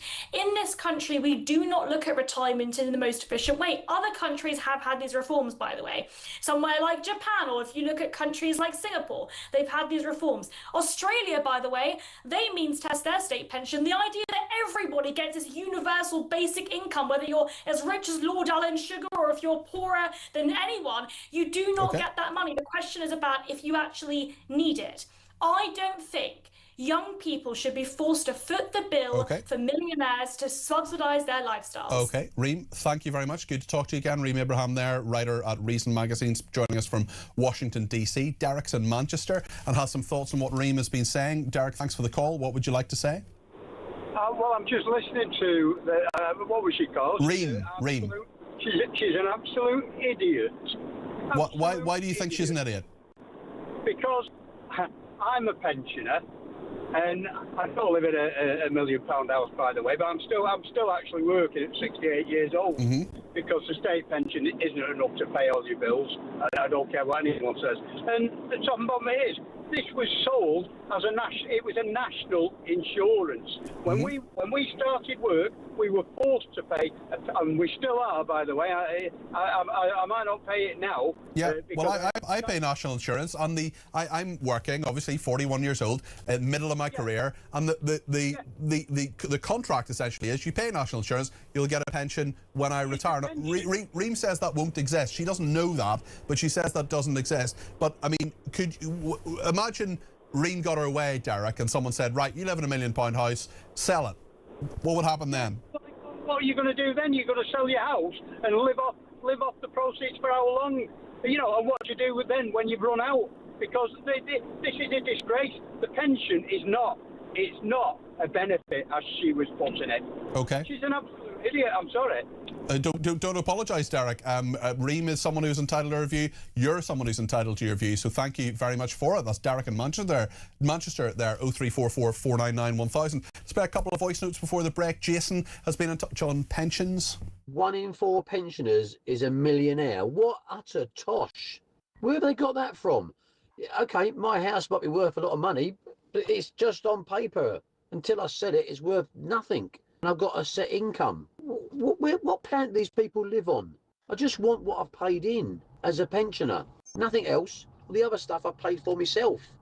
Jason, thank you very much. Frank says, I'm a pensioner, I still rent my house. What do I do on my state pension? Phil says, Reem is strongly fighting against pensioners. She should be fighting strongly against immigrants, claiming after putting nothing in the pot. Which university has she been brainwashed by? Well, a lot of people say universities are often left-wing institutions. I don't think Reem is left-wing by any stretch of the imagination.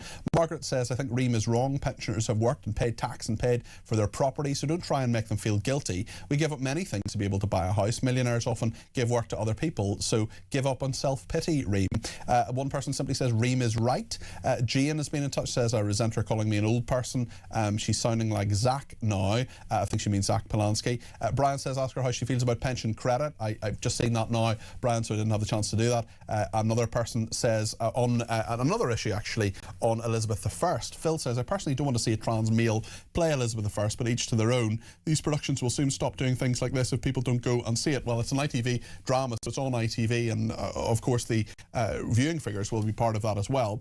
When it financially flops, they will drop doing such things. Money talks. Elisa's been in touch on this issue too. Let's hear what she's saying. Hi, Peter. Regarding Elizabeth I being played by a trans woman, if somebody wants to write a drama based on history, then they should stick to historical facts, and the people within it should be based on historical facts. Otherwise, they can write another story based completely on fiction, and they can do what the hell they like. Thank you. Loving your show. Thanks, Elisa. Lots more to talk about, including the BBC and Scott Mills. Lots to talk about there. Whatever you want to say, however you want to say it, the main number is 0344 499 1000. Stay with us.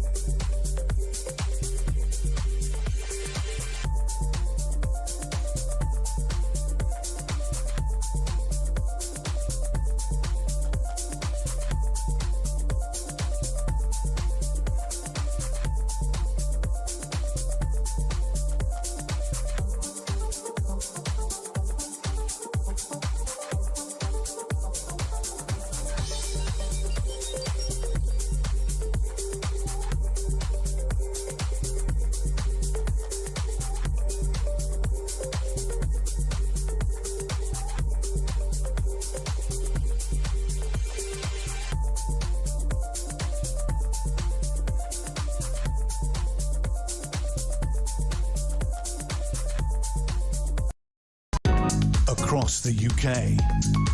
On DAB+, on your smart speaker, on your smart TV, and on your side. This is Talk. Lots of people getting in touch about what Reem was saying there. Dave says, good evening, Peter. Where are these millionaire pensioners? What about all the people that don't live to pension age? My dad passed away at the age of 63 and paid national insurance all his working life, so he got nothing back after paying in. Sharon says, my goodness, these young ones are outrageous. They think they're hard done by. I had to pay for the pensioners when I was younger, and they should pay for the pensioners today. Get rid of the immigrants. They've paid nothing, but she's paying for them. Total idiot, says Sharon. Lots more to discuss on all of that. But I want to talk about the BBC now. Adrian Mills is a broadcaster and former BBC presenter. Adrian, great to have you on the programme. And Scott Mills, who's no relation to you, I know, is certainly still in the frame. And now Tim Davie says it's very clear that Scott Mills had to go. Tim Davie, the outgoing Director General of the BBC. It's quite extraordinary that here is somebody, as we all know, was investigated 20 years ago. Crown prosecution decided there was no evidence to pursue a case, and yet the BBC have got new evidence which has come to light. But because they're not telling us what that new evidence is, it's created this huge vacuum where there's lots of speculation. And if I was Scott Mills at this moment in time, I thought he put out a press statement, which obviously was written, I think, by his PR team, because that didn't really shed much light on anything. And I would imagine he's also talking to his lawyers, considering unfair dismissal at this moment in time. But we all know, and you know as well as anyone, that come the Sunday newspapers, there may be a lot more that we'll learn about this situation. Well, let's see what Tim Davie has been saying. We're trying to act fairly, he says, during an all-staff call. It was new information quite recently that we received. They made it very clear about the decision we had to make. When something happens where I think there's a lot of grief, there's a lot of shock, I think all I would say is we're trying to act as the leadership with kindness. I think people need to look at the statement we made. We made it as clear as we can. We obviously have to be sensitive when you've got personal information. We work carefully through it, but the statement is really clear. He was asked about the staff culture, whether it had changed during his tenure at the BBC. He says it'll never be fully fixed, but I think it's changing. I really do. Do you think that Tim Davie has been a good leader of the BBC, especially when there seemed to be scandal after scandal? I think he's found himself mired in dirt, and it's been an incredibly difficult period of time. I've spoken to quite a few people who work there still, and they've all said, actually, as a boss, he was very easy to deal with. He was hands-on. He was informed about things. But I do think he's found himself in a situation where there's been so many scandals. They've been coming out the woodwork literally every other week. So he's found himself in a situation where he's thought, new guy coming in, let's actually give him a clean desk. And that's why I think, and to use their words, they have acted decisively according to BBC guidelines and policy. Yet it remains to be seen. We don't know, and that's the problem. If I could surmise and just sort of throw in my speculation about this all came to a head during the sort of programme that was on TV the other evening about Hugh Edwards.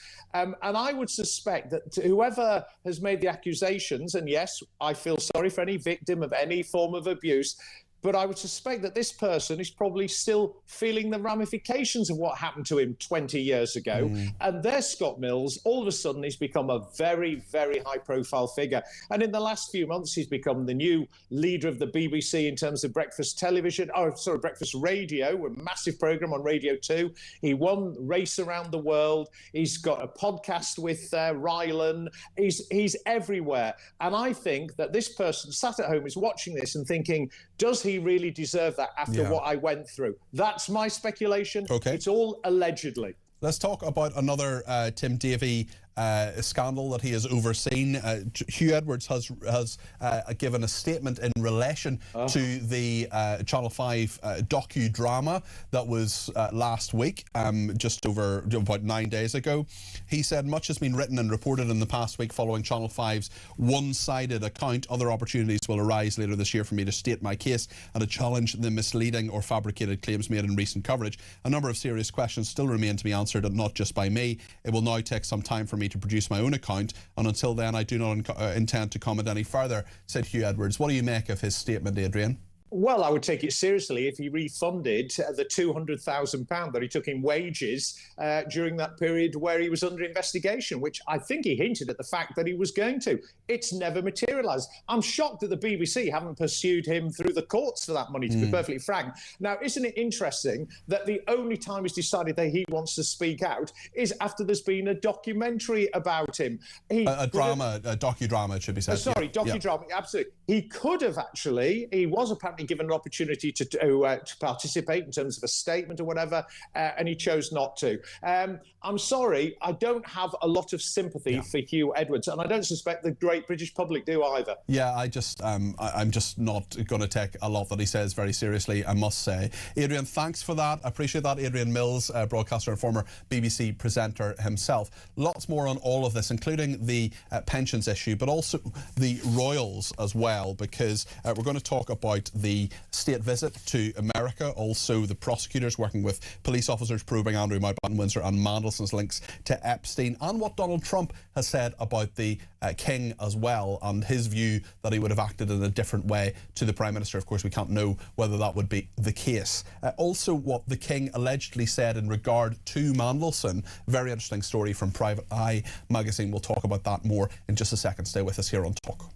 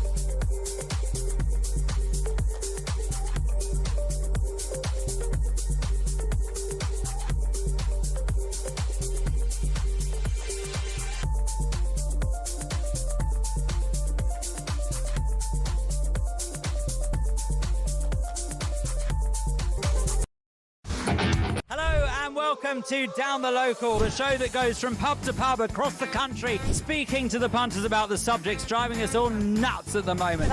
Rachel Reeves, Rachel Thieves, Rachel McCown. I don't really know Meghan Markle. I know Meghan Markle's from Suits. That's about it. I don't know about anyone else, and I don't know where this is going. I have 0% beard, and I feel.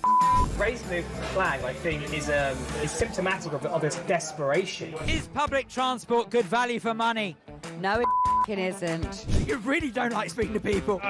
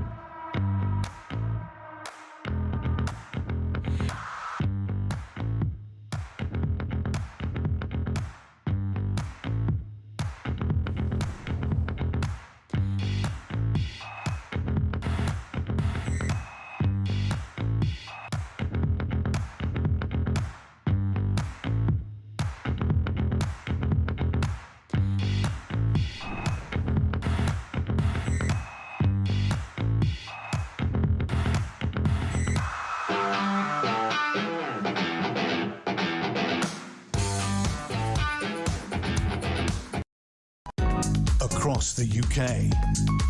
On DAB+, on your smart speaker, on your smart TV, and on your side.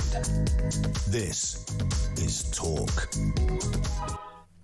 Well, thank you everybody who has rung in, particularly about the pensions issue. We will get to those calls. Certainly, if your phone rings back and we get you on the air between now and 10 o'clock, it'd be great to hear from you. And do text in, tweet in, however you want to get in contact, please do that. The messages will come up on the screen in front of me. But I want to talk about the King now, because Buckingham Palace has confirmed the King is not going to issue an Easter message this year. It's Good Friday tomorrow and the end of Lent, and I will be having Diet Cokes, of course. But, of course, Easter Sunday, incredibly important time of the year for Christians. He is the head of the Church of England, the Supreme Governor. Richard Fitzwilliams is a royal commentator and is with me now.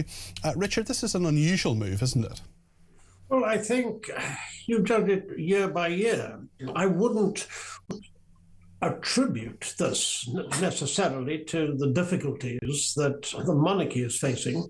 What I would say is that I think this is balancing a very, very difficult time worldwide. We've got a war in Ukraine. We've got a huge question mark over the way events may move in the Gulf. You've got a crisis in relations between Britain and its oldest ally, the United States. So it's probably just a decision that he feels words are perhaps superfluous at this particular time. Interestingly, you mentioned the Gulf and the Iranian war. We know that Donald Trump has said that, in his view, the King would have stood by him over Iran. Is that a fair thing for the president to say? It's not as if the King can simply say, oh no, my government is wrong.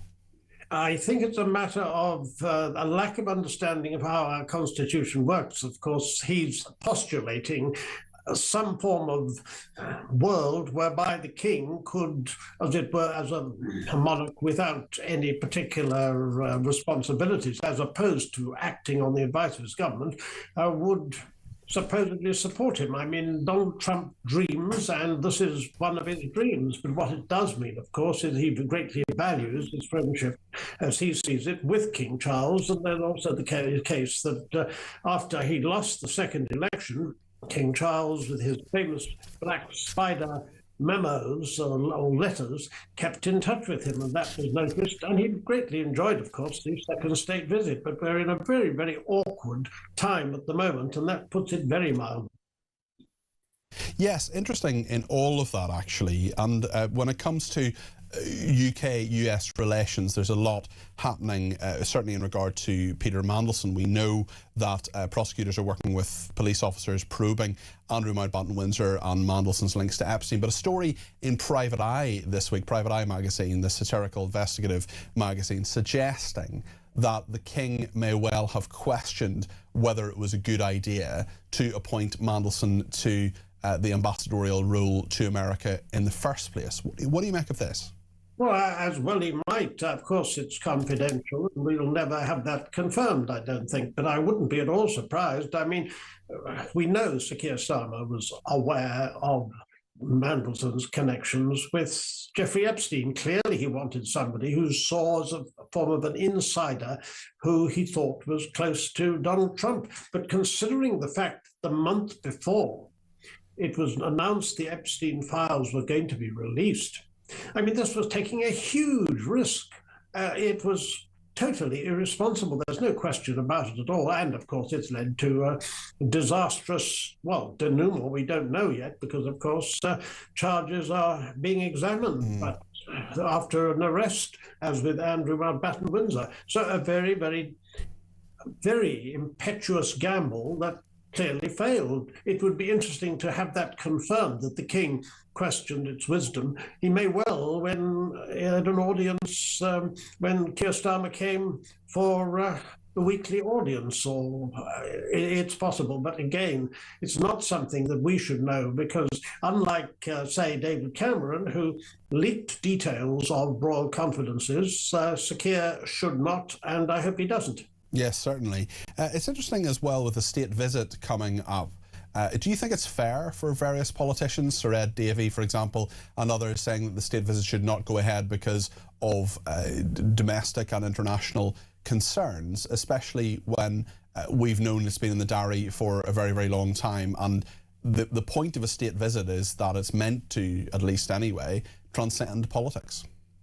It's meant to, but of course you're dealing with an individual like no other. I mean, from day to day, things change, and also with the possibility of the United States even considering leaving NATO. I mean, it's pretty terrifying. I mean, practically every day now there's criticism of Britain by an American, either president or Secretary of Defense or whatever. So this is very, very difficult. But on the other hand, think back to the really darkest period of relations between Britain and the United States, Suez, which basically, duplicitous though it was stopped with American intervention. There's no question, however, the state visit the next year, the end of the next year, took place with the Queen and President Eisenhower was the host, and it helped to smooth things. That's all we can really hope for. I mean, yes. 3 days, and one day certainly will be in Washington, and of course an address to Congress. But you're treading on eggshells as to precisely, I mean, what should he say? What message does he want to get across? And what will the president say? Yeah, it's some very, very good points there. Richard, thank you as always for your expert analysis. Richard Fitzwilliams there, royal commentator. Many people getting in touch on the pensions issue and what Reem Abraham has said. This person says, it always annoys me when younger people spout off. Yes, the civil servants should do their job and means test, but as an older single male with no children, why should I pay for schools and meals, child benefit, NHS for children, subsidised or free public transport and leisure resort entry for children? But I do, and I accept it, says Hob. This person says, I cancelled my TV licence. I would urge anyone thinking about it to also do it. It feels great not giving money to such an appalling organisation. Alex says, I agree with the triple lock, but I'm not satisfied with saying it, but I would like to see the figures to pay for it, so more transparency is needed, I think. Lots to discuss. Glyn says, I sincerely hope you didn't take the last message I sent as a racist comment. I hope most certainly not. Absolutely not, Glyn. The thought didn't enter my head at all when you made that. We said that in earlier on, and thank you very much for everything that you've sent through. Lots to discuss. Lots of people want to get in on the phones if you're one of them. 0344 499 1000. We'll talk Starmer and Trump in just a minute. Plenty on pensions too.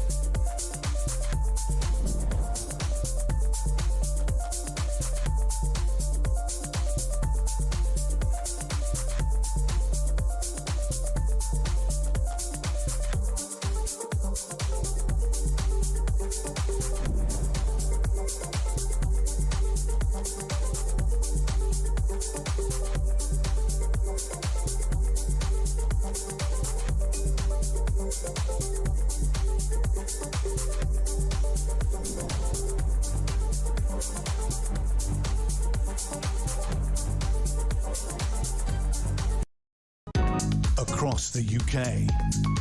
On DAB+, on your smart speaker, on your smart TV, and on your side. This is Talk.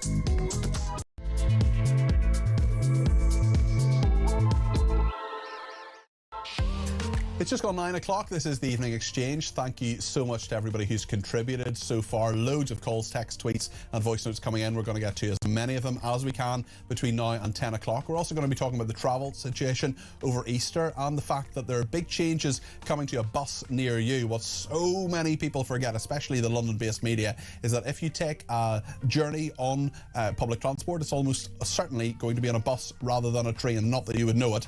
We're going to be talking about buses, one of my favourite topics. We're also going to be talking about Donald Trump and what he said about Keir Starmer, about Emmanuel Macron, and about other leaders too. The King and what the King would have done over Iran. We'll talk about that. We'll talk about the Strait of Hormuz. We'll play your voice notes on pensions. Loads of people want to get in on pensions, and we'll take some calls on that too. And whether the King should have made an Easter message too. Lots of people want to talk about that.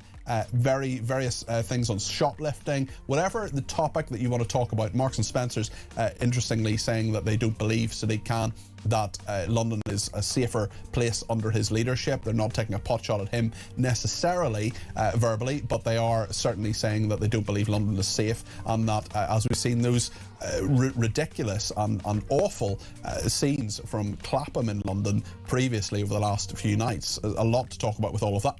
Well, a lot to talk about with all of that.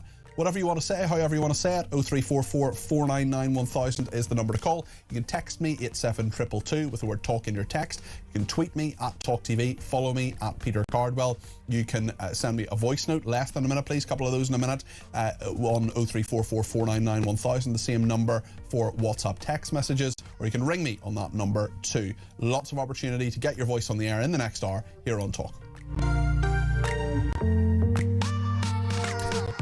Because pensions is such a big topic, I just want to play 3 voice notes on that, and then we'll talk about America. Just because pensions are such a big topic. Easter is as well, and Mac in Glasgow says, I think King Charles is failing in his duty as defender of the faith. We are a Christian country and he should be observing the Christian festival of Easter. I think he will observe it, but he just hasn't put a message out about it, Mac. Instead, Mac says, I suspect he is bound to the growing rise of Islamism. He will have gone down in people's estimation. So interesting there.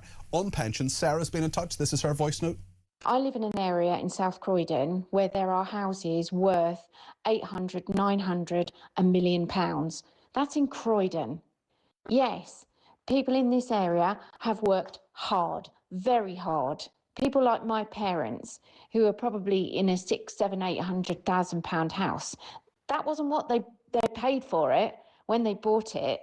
So it frustrates me listening to Reem, because it's people like my hard-working parents who have saved and made very sensible decisions, the same way that I have, who have helped pay for her education. Rob has been in touch too. I totally agree with your guest, Reem. She's correct. Very rich pensioners should not be getting any state help whatsoever. It doesn't matter if they've paid in for it. A lot of what they've paid in anyway goes towards the national insurance, goes towards the NHS and everything anyway. There's no special pot put aside. It just comes out of the huge amount of money that the government get when you retire. I mean, it's wrong. It's morally wrong. It's small change to these rich people, you know, and that money should be given to poor pensioners. You know, it should be means tested 100%. What do you think of what Rob said there? 0344 499 1000. You can send me a voice note on that number as well, or give me a ring. Let's hear what Sadia had to say. How can it be right that people have paid in all their lives and they should expect that little measly £180 a week that they get, and it's taxed as well, and they're expected to sell their properties? Is she absolutely insane? She didn't mention anything about the illegal immigrants or the cost of benefit. Lots on that to come up. We will, of course, talk about that more between now and 10. And if you want to send a voice note in or get your voice on the air in a phone call, 0344 499 1000. I want to talk now about Donald Trump, and Errol Moorcoach is with me now, spokesman for Republicans overseas. Errol, great to have you on the programme. Your president has been making the headlines yet again, this time for what he said about Emmanuel Macron, the French president. Let's hear what the president of the United States has been saying about his French counterpart. Did I call up France, Macron, whose wife treats him extremely badly, and he's still recovering from the right to the job. And I say, Emmanuel, we'd love to have some help in the Gulf, even though we're setting records and knocking out bad people and knocking out ballistic missiles. We'd love to have some help. If you could you please send ships immediately? No. We cannot do that, Donald. We can do that after the war is won. I said, no, I don't need after. Errol, is this a reasonable thing to say about a political opponent, ally, however you want to put it? Well, I guess it's about perhaps a friend he's disappointed in, and also somebody who he has had a growing distance with in the last, let's say, 12 months. He's essentially making a joke about domestic abuse, is he not? Yes, it certainly is. Seems directly a joke about domestic abuse, being that Emmanuel Macron's wife did punch him in the face, and it was on camera. Is that appropriate for the president to do that, Errol? I mean, I see the build there, but obviously, I mean, it's an off the cuff remark. He got Still said it. No, he did say it. I just it doesn't offend me really in the context of two world leaders talking to each other. In the context of okay, Errol, it may not offend you, but is it an appropriate thing for the president of the United States to say, to make a joke about domestic abuse?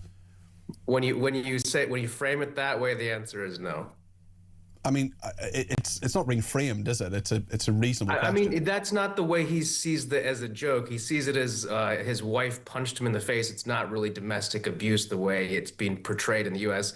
It's more of being making fun of Emmanuel Macron. I understand that it is actually his wife punching him, but I think it's not. I didn't expect that train of thought of domestic abuse. I mean, I guess it is, but that's not the intent of the joke that was being made. The joke was being made sort of to emasculate Mr. Emmanuel, that not really about domestic abuse, I don't think. Where are we with Iran, do you think? Because he's telling European allies to grab and cherish the Strait of Hormuz. That's not a reasonable expectation, or perhaps it is.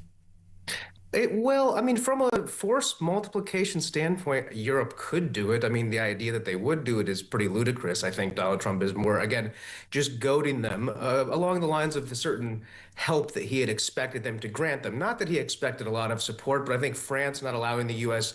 planes to fly through their airspace, I think that was one of the things that really made him negative towards Macron, on top of some other things. The UK maybe being a little bit slow to respond in any shape or form, including defending their own base in Malta. I think that wasn't a positive thing. I don't think he's had good conversation. So again, this is him goading NATO and goading these group of people. That every time he does that, by the way, they fund their own defense even more. So yeah, he has got what he wanted out of that. He's threatened as well with Iran to strike Iran's electric engineering plants very hard if a peace deal is not agreed. He's repeated that rhetoric.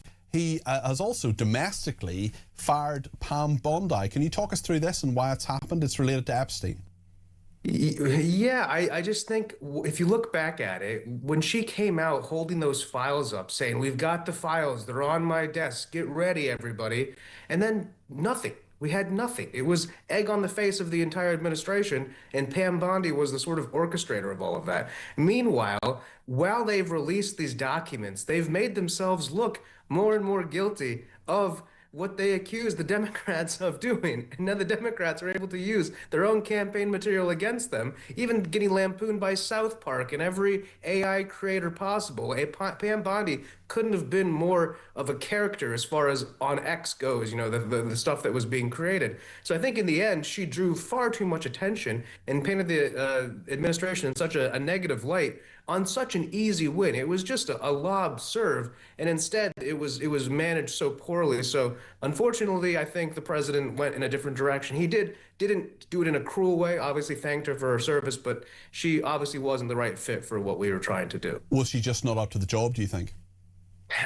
You know, I think at the beginning we all were very positive on it. We all thought like this was the, great choice.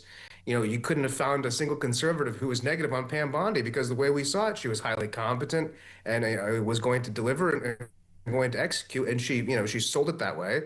But in the end, the proof is in the pudding, and she didn't deliver, and she didn't deliver well. So in the end, you can be the best player on paper, but it's on the pitch what counts. Errol, thank you. Errol Moore, coach there, spokesman for Republicans Overseas. Really appreciate you joining us on the programme this evening. Becca's been in touch on pensions and says, while Philip Green and his family were sailing around on his mega yacht, my mum, who worked for Littlewoods for 30 plus years, lost a big chunk of her pension. He shouldn't have been given the title Sir, says Becca.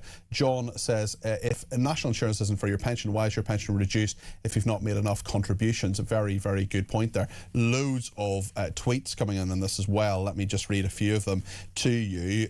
This one from Archangel, who says, I served my country for 30 years plus other work before and after. The whole point was to make sure I'd be comfortable in retirement. It wouldn't be right that I'm punished with a means-tested pension after paying in so much and risking my life. Bad idea. Dirk says, why do Marxists hate the elderly so much? Reem Abraham is far from a Marxist, let me tell you. She's actually a follower of Hayek. Sports Trends says, time to abolish it and link it to earnings. Nobody under 50 will likely receive a pension, so it'll be wound up once the last boomers retire. Well, we don't know that for sure, and the pension has gone on. The pension age has gone up, of course. Angie says, what's your point, Reem? Yes, we know pensioners are worthless in your eyes. I've heard you many a time on talking down people who happen to claim a state pension. Age creeps up us on us all, so be careful what you wish for, says Angie. Elle says, if Reem had watched the press conference as I did with Reform UK, she'd know that it's not a choice for choosing one demographic over another. Reform stated clearly that huge savings will come from welfare reforms. They also spoke about their plans to help young people. Les says, the young woman Reem reporting from Washington should take a breath and attain some respect like the Japanese for her elders. That's the problem nowadays. Some young folk have no etiquette or respect for folk who've worked over 47 years and still have the years to attain a pension. She likes to hear the sound of her own voice. Well, look, she's entitled to her opinion. She is someone who knows about economics, as are you, Les, and your opinion is very valued, of course. Ray is giving me a call from Grimsby. I think you're a new caller, Ray, so it's very good to have you on the air. What would you like to say? Can you hear me? Yes, I can. Go ahead, Ray. It's just disappointing when people come on there and talk about taking something off the pensioners. I'm 81. Ray, just one second, Ray. I think maybe your telly or your radio's on behind you. It's on a slight delay. Could you just turn that down and then we'll bring you back up? If you could just tell the team when you've done that, that would be very helpful. Just there's a bit of an echo in the background there, so we'll bring Ray back in just a second when he's managed to do that. Red Feather says, when considering how much taxpayers pay to fund universal state pensions, please also look at how much goes into funding extremely generous gold-plated pensions for public sector workers. Very few private pensions increase with inflation as theirs do. Ray's back. Ray, make your point. Go ahead, please. Yeah, I'm 81. My pension is £11,500 a year, and I live in a one-bedroom bungalow that costs me £500 a month. My point is to that young lady is she doesn't know what she's talking about, because if we stood in the shop, we would both pay the same price for a loaf of bread, and she's on a lot more money than me. What she needs to do is look at what our government, Conservative or Labour, are spending money on, because they are the biggest wasters this country has ever seen. What would you say, if you were talking to Keir Starmer right now, or Rachel Reeves, the Chancellor, what do you think they should cut funding for to help pensioners like you, Ray? Well, for a start off, Amex, RAF, they want to double down on the amount of waste that's been used. The waste that's been spent on armaments they didn't need. The migrant situation is costing us billions. No one's doing anything about it of any relevance. And just generally speaking, they just don't know how to work a budget out. Yeah. How long were you in the RAF, Ray? I only did 6 years, and I left, and I went out to Saudi Arabia for 11 years. Okay. Did you enjoy the RAF? Was it a good life? Yeah, it was okay, but you know, I wanted to go to the Middle East for this company, British Aerospace, so I left. Okay, well listen, thanks for your service to our country, and thanks for your call, Ray. Give me a ring anytime. That's Ray there from Grimsby with his first call to the station. Don't make it the last one. We'll get more callers on, of course, between now and 10 o'clock. We'll also talk about the travel situation too, and some big changes to buses that are coming. And just to give you a couple more of these messages, loads of messages coming in, thanks to everybody else who has been in touch. Oh, actually, I've read that one. I think I've come to the end of those ones, but I'll look more through my tweets over the course of the break, and we'll take more of your calls very, very shortly. 0344 499 1000. Stay with us.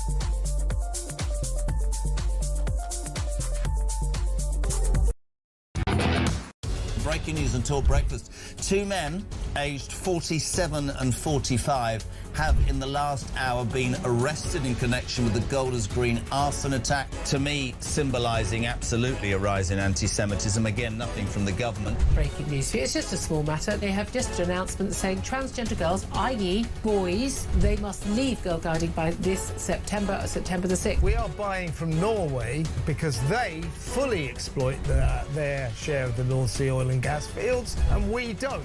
Alice in Wonderland nuts.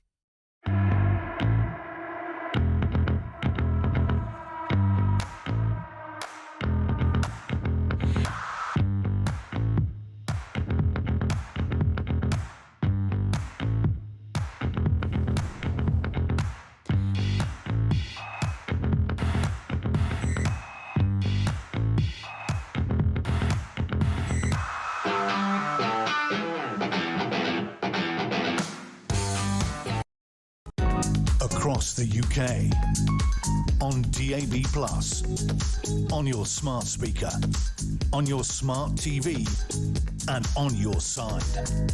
This is Talk. Lots on pensions. Dave in Tauranga, which is apparently how you pronounce it. Dave's texted in a couple of nights this week. He uses this as his morning show because he's in New Zealand in Tauranga, which I was pronouncing incorrectly. So Dave, really appreciate you telling me how to pronounce it there. And if you could put that in there every time, that would be really helpful because I won't remember. Dave in Tauranga says, I agree with the pension being capped for the extremely rich. A big thought, though, is the government can't be trusted to lower the threshold. The Aussie form for a pension is horrendous, says Dave.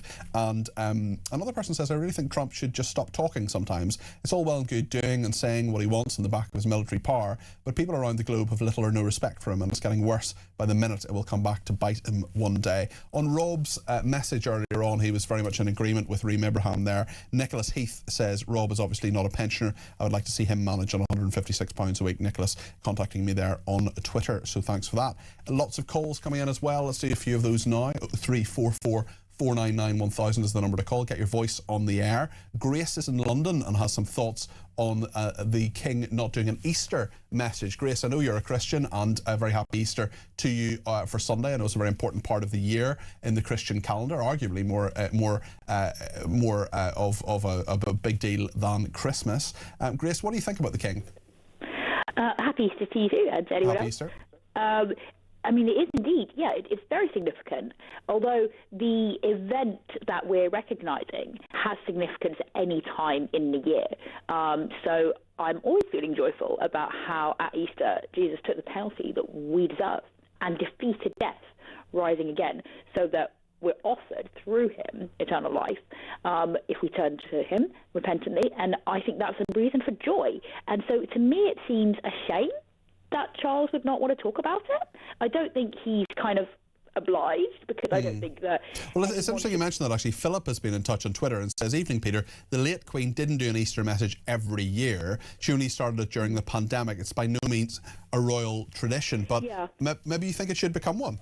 Yeah, I'd wondered about that, because I was thinking I don't think it has always been the case that there are always Easter messages. However, it's increasingly become the case that the political parties, for instance, want to wish everyone... There will be an Easter message from the Prime Minister. Yeah, there will. Oh, gosh, yeah. don't get me started. He said something the other day and I was just... What did he say the other day that annoyed you? Well, he had some event where he invited representatives of Christian organisations, so far as I understand, if I read correctly, to Parliament, and he said Happy Easter, and he was glad for what they were doing around the country, and he also wanted to talk to them about how he himself is doing marvellous things in the country by reducing child poverty and such like. And I'm just thinking, mate, you forced some of the world's most impoverished people into even deeper poverty by slashing overseas aid, which makes much more impact pound for pound than any money spent here for people in far greater need than people here. So I was really annoyed with Starmer about that, but that was a whole other story. That's okay. My point being that Charles is not obliged to give an Easter message, and I don't think that him being protector of the faith should mean that he necessarily is obligated to hold to any particular beliefs, because the belief is a personal choice. You choose yourself. But it seems a shame not to give that message of hope at this time when he could do, given that other political parties and entities are all saying Happy Easter, Happy Ramadan, everything. Yeah, Grace, I know we talked about Lent the other night as well. Just to let you know, I will be getting up, not for reasons specifically related to Diet Coke, but I will be getting up at 3:20 a.m. tomorrow morning, and one of the first things I'm going to do is open a can of Diet Coke. In fact, one of the very, very nice ones that Carol has sent in to me. She sent me 4 cans of Diet Coke. Isn't that nice? I hope you enjoy your Diet Coke. I hope so too. It'll keep me awake. I need to be awake at that time in the morning for other duties, it must be said. Grace, thank you. That is Grace in London there. Very happy Easter to you. Nick is in Newbury and has some thoughts on what Reem Abraham was saying about pensioners. You're very welcome to the programme, Nick. What would you like to say? I just wanted to say that all the people that are pensioners have put money into the system and they've been able to buy their house outright. And these new generations are just trying to steal everything from us.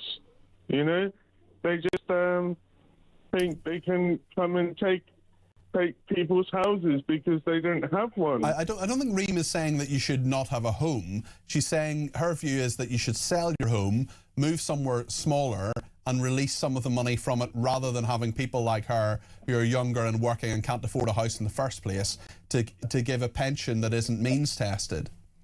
Yes, but why? I've been working since I was 16, and I know that there's not going to be a pension for me by the time I'm 75. So should I sell the home I'm living in now? Or? Well, I don't know the answer to that question. I mean, what makes you so sure there won't be a pension by the time you're 75? I mean, I think there would be absolute uproar in this country if people said there isn't going to be a state pension. Because every year they tell me the pension rises and rises and rises, and I'm a large working person, and I don't get anything from the government, and they just keep saying to me they're going to rise the pension. Yeah, you're going to have to work longer and longer. How old are you? And longer. Nick, if you don't mind me asking, Nick, how old are you now? I'm 42 now, and I'm working in the co-op with shoplifters and everything, and people just can't afford to move home and live in a smaller apartment to release the funds for a new government. Well, maybe I can ask you about another story that's emerging as well about Marks and Spencers. You'll know about it working in the co-op. Have you seen shoplifters? Do you feel there's any real? Yes, there's been I've been working in the co-op for 4 years now, and there's been shoplifters in the last 3 years. It's not as bad as what happened in Clapham because of the link up and everything, but people just walk in and walk out, and now there's going to be a new rule for me to say I can't even ask them if they're shoplifting soon because it'll be a sackable offence.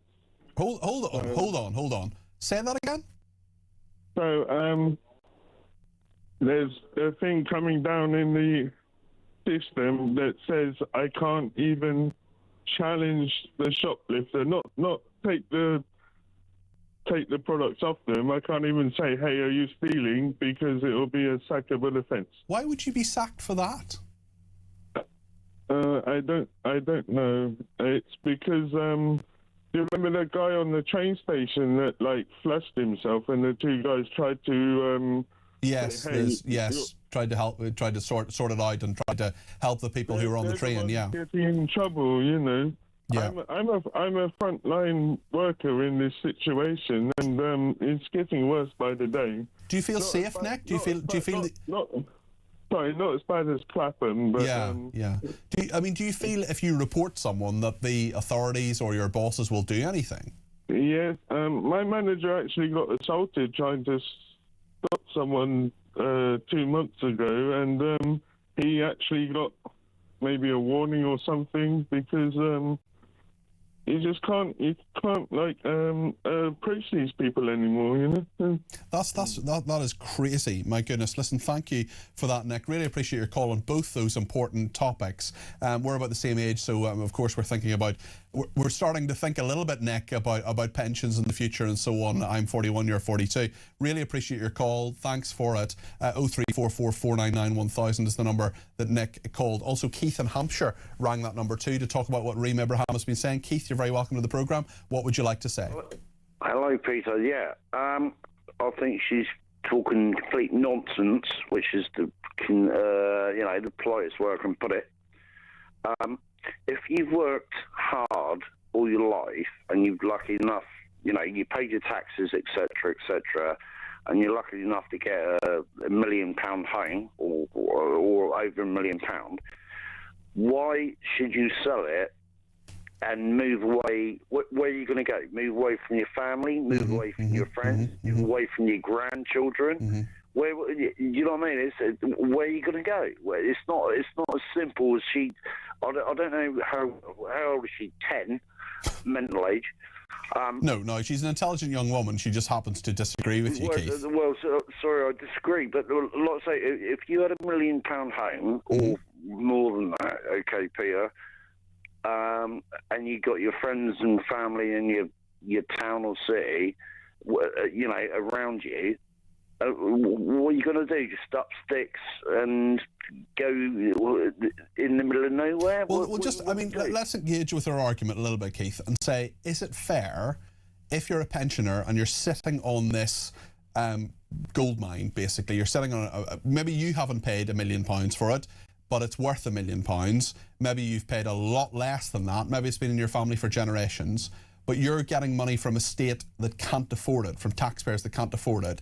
And people like Reem, who will have to pay, high taxes her whole working life to fund a generation that has accumulated money. Can you not see her argument at all there, Keith? Is it just a... No, because if you've earned that money through working... But the point is you haven't earned the money, have you? If you pay £500,000 for a house and then the house appreciates in value to £1 million, you haven't earned that £500,000, have you?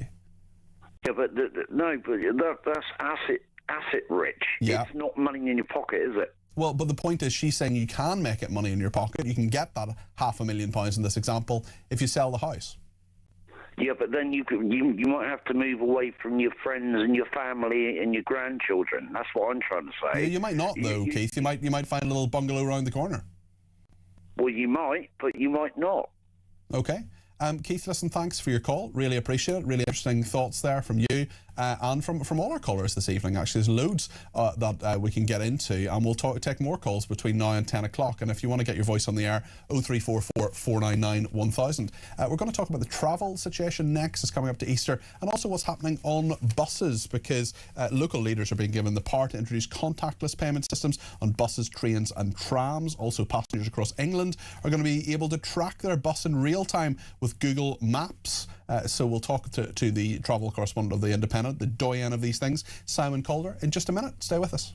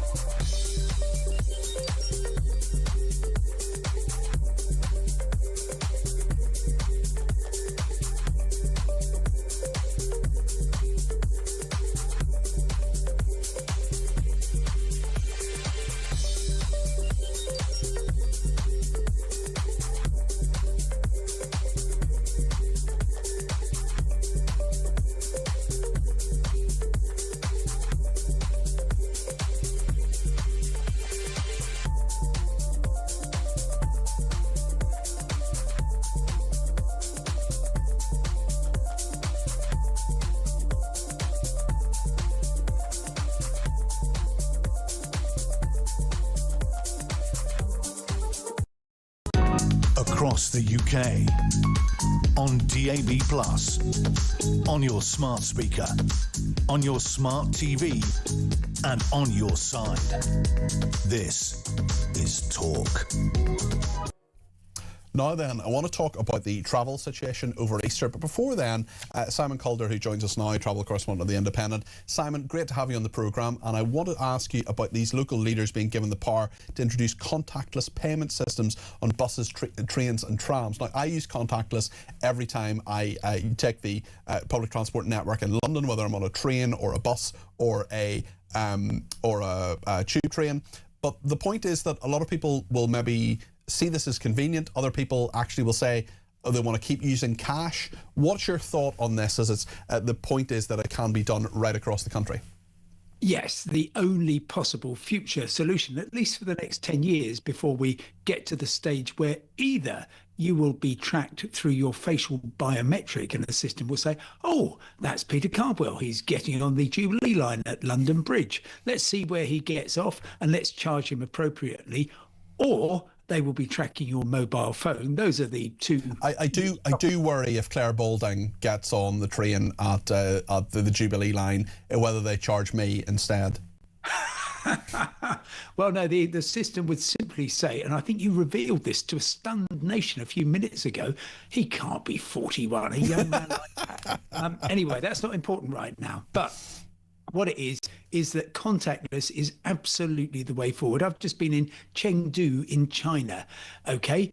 The first thing you want to do when you arrive in a new city is you want the public transport to be seamless. So you take your credit card and you just tap it on the gate. It lets you in. It says, of course, you can get the metro into town. And then at the end, you just step out. And it's cost you, I think, £1.10. Wow. And you can even do this on trams in places like Moldova. And if you can use your contactless card in Moldova, why can't you use it in Macclesfield? So it's a very good point. And I suppose the question is, for some of our viewers and listeners who will worry about perhaps cash disappearing, whether you'll still be able to do it with cash. I was in Amsterdam last year, I think, and you could do everything with your card as well, which was just really, really helpful and easy. But of course, many people want to use cash and will continue to want to use cash too.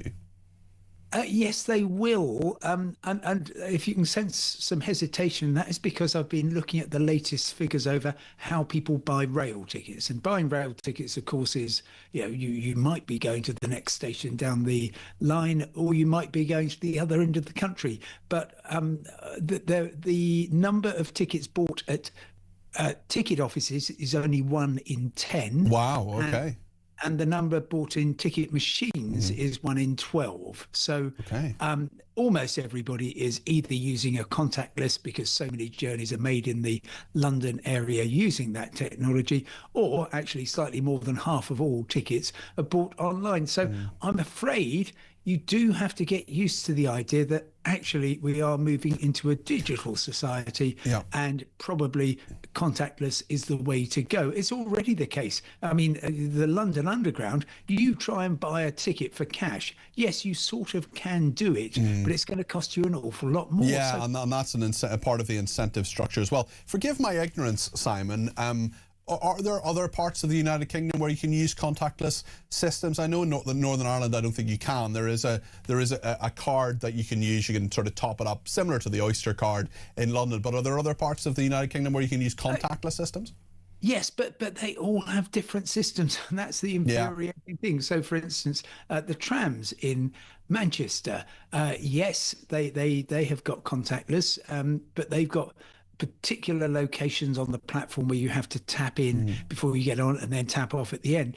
And then in Edinburgh, they've got another system entirely for their trams. And it's something that you clearly, if you live in those places, you know exactly what the system is. But it just ought to be kind of fairly intuitive, and as they do in so many parts of Europe, I'm stepping onto a bus, or I'm stepping onto a tram, or to a metro station. I'm a metro, an underground.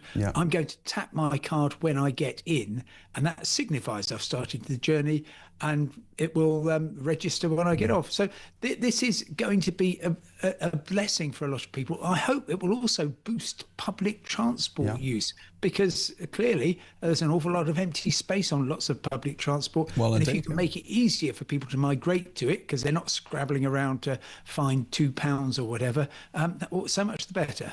Tell me about the travel picture over the course of Easter. Lots of people getting away tomorrow, possibly one of the biggest getaways ever, Simon?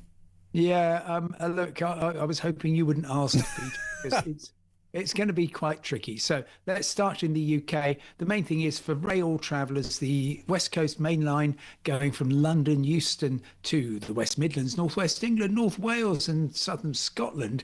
That's going to be completely blocked for the bottom 50 miles from London, Euston to Milton Keynes. And yes, they have rail replacement buses running from Bedford to Milton Keynes, so you can pick up a train there. But most people will lose the will to travel at the very mention of the phrase rail replacement buses.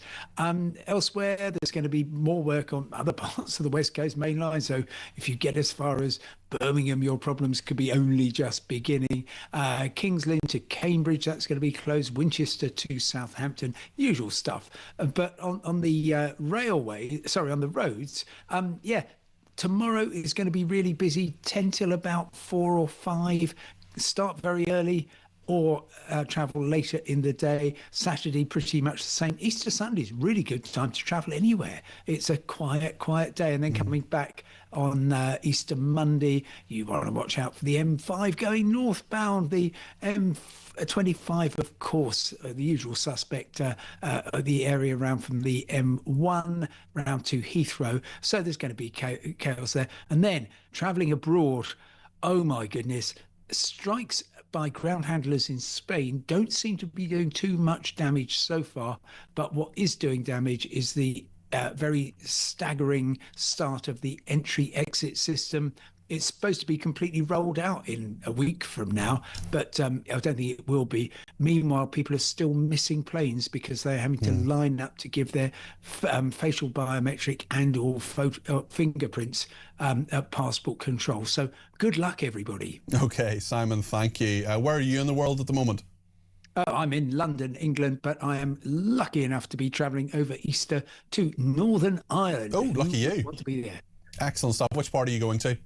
I'm actually going to Derry, Londonderry. Lovely. And, well, have an amazing time there. It's a great city. It's a great city. Thank you, Simon. Much appreciated. And thank you also to Jason, who's been in touch from the Lake District, where he says the interview with Simon will always be a shadow of the time you interviewed him on the train on your weekend show. A Trick Award, certainly for me. To experience it live was gold. Yeah, I think I'm not sure he was in Europe though. I think he might have been. I should have asked him. I think he was in. Is he still there? Is Simon still there, or is he gone?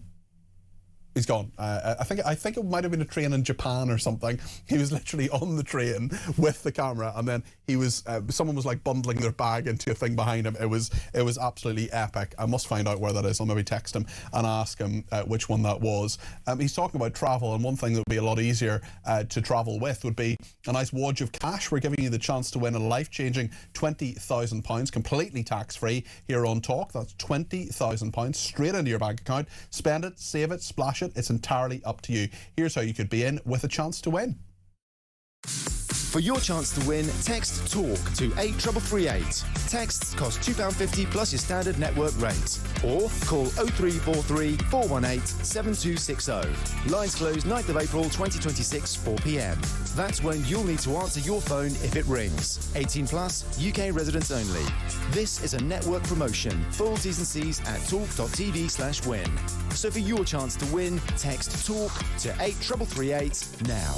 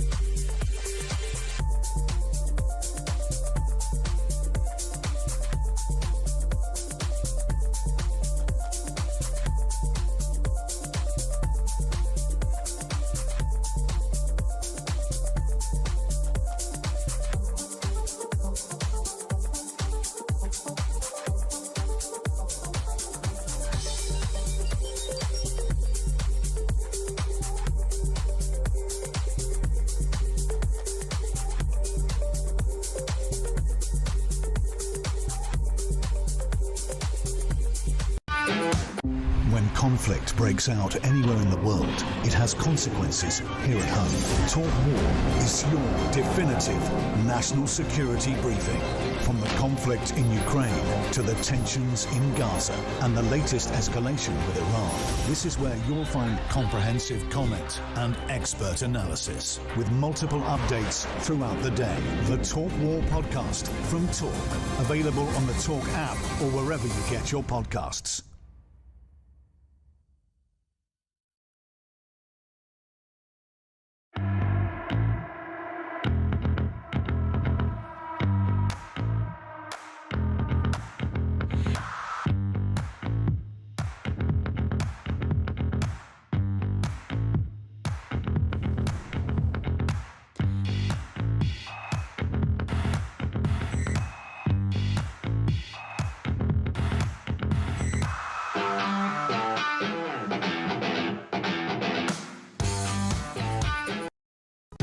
Across the UK, on DAB+, on your smart speaker, on your smart TV, and on your side.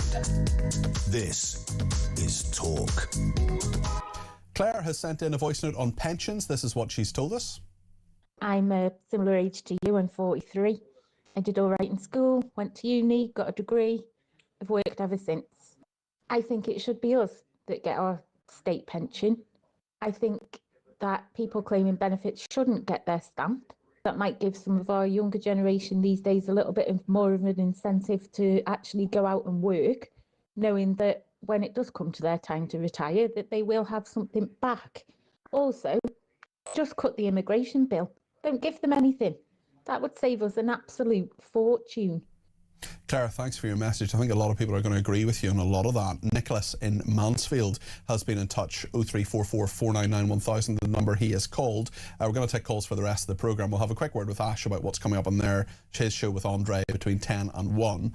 Nicholas first, though, ringing us from Mansfield. You're very welcome to the programme. What would you like to say? Good evening, Peter. Good evening. You, sir. Hi there.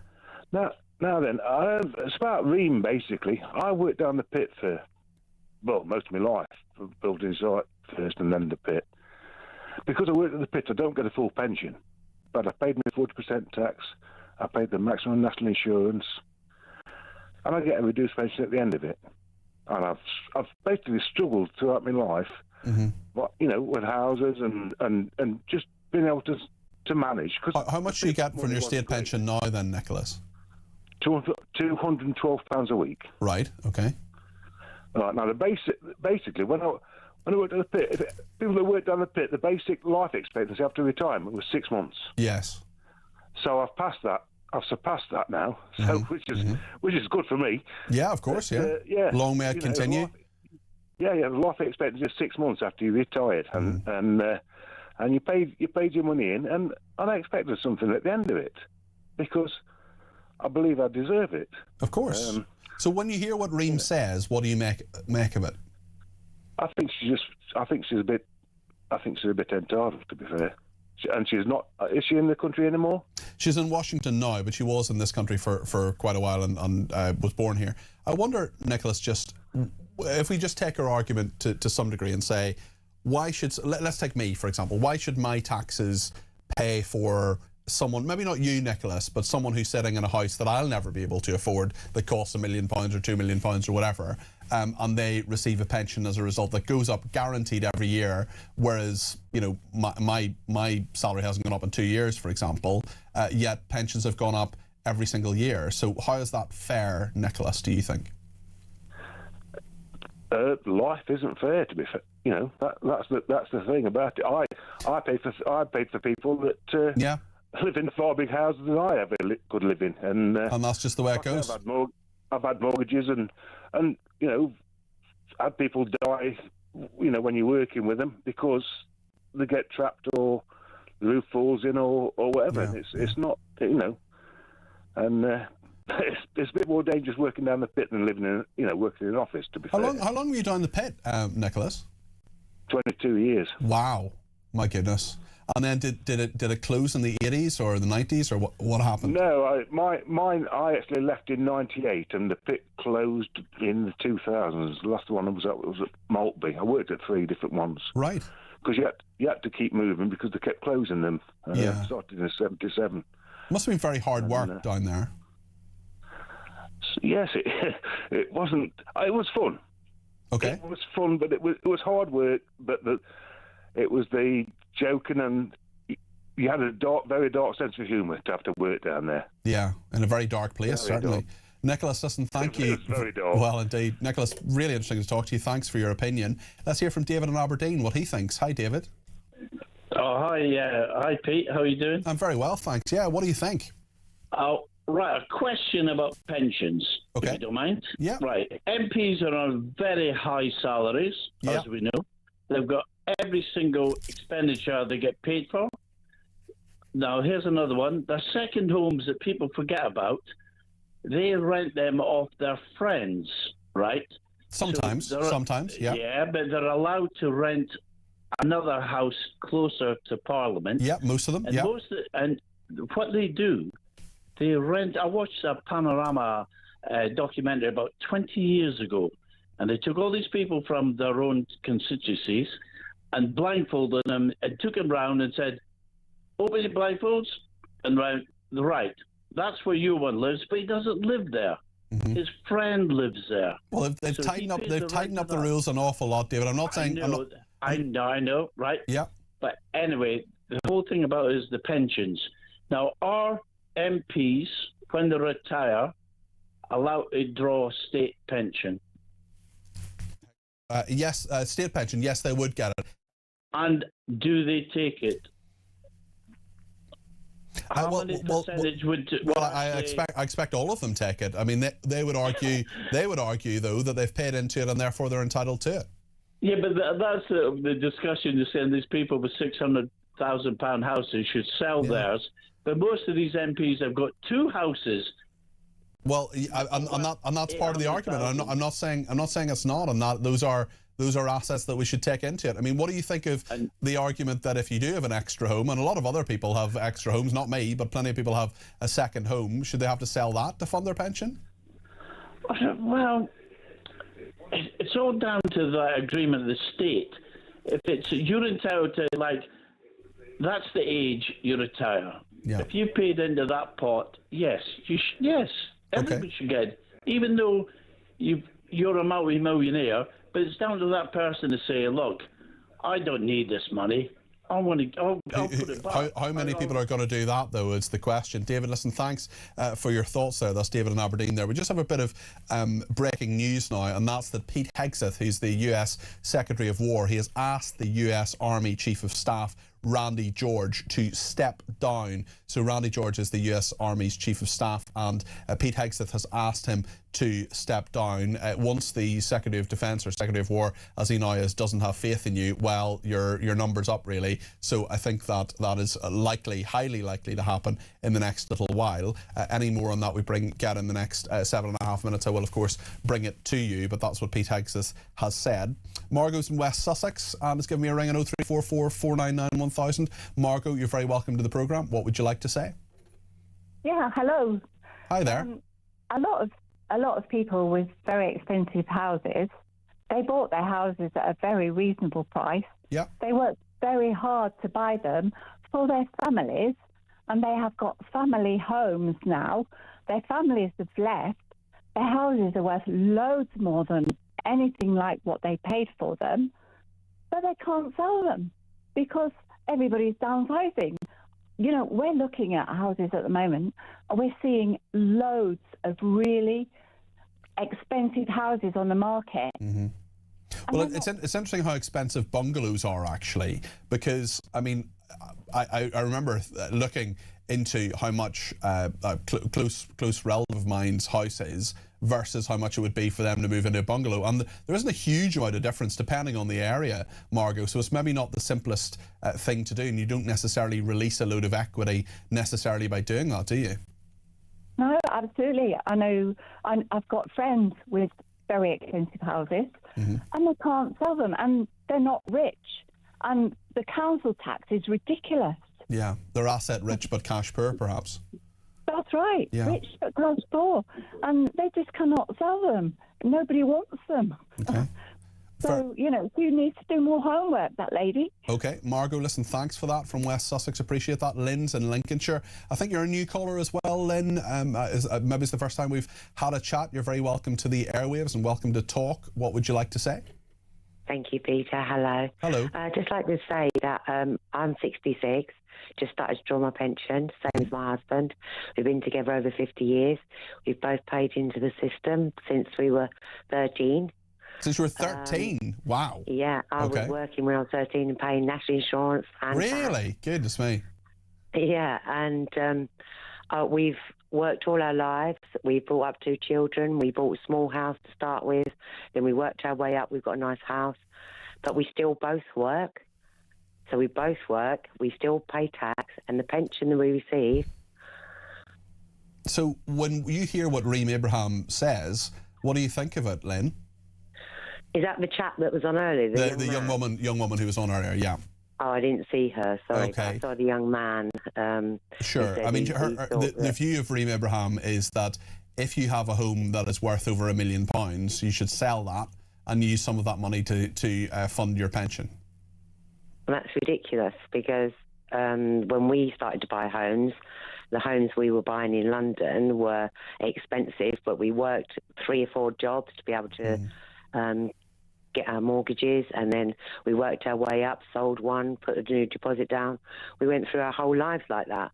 And if we were we're not in London now, but if we were in London, yeah, our house probably would have been worth that money.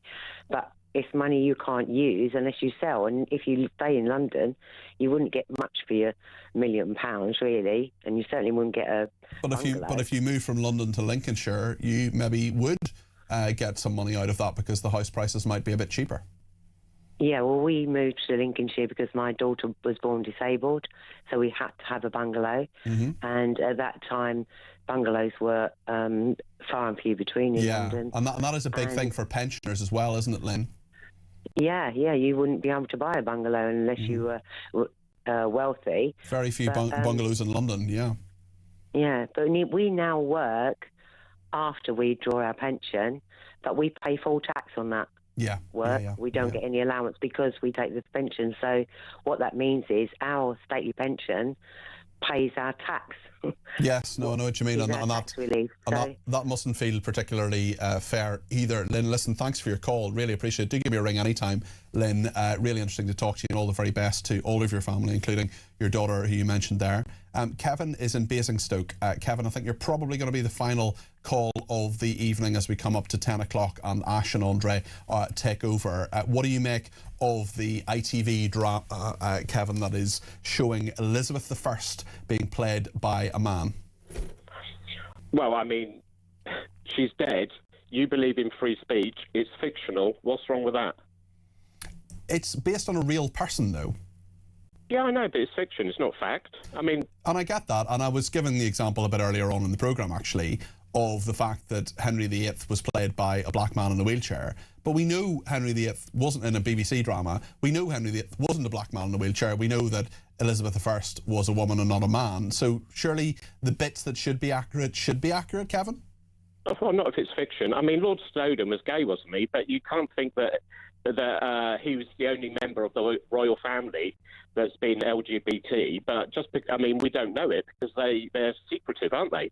I mean, I know it's their private business, which they're entitled to. But I mean, we do pay for these people, so why shouldn't we make a fictional program about them? One of them being gay when we don't know the facts anyway.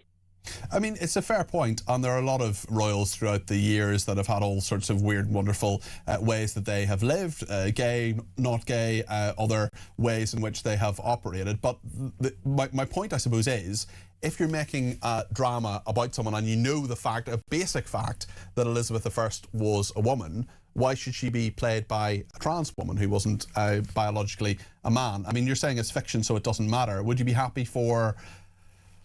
I don't know, if there was a drama about the Yorkshire Ripper, would you be happy for him to be played by a woman? Well, I mean, it wouldn't bother me. I mean, the thing is, people they can't prove they don't come out because they get demonised. So you look at. I don't think there's any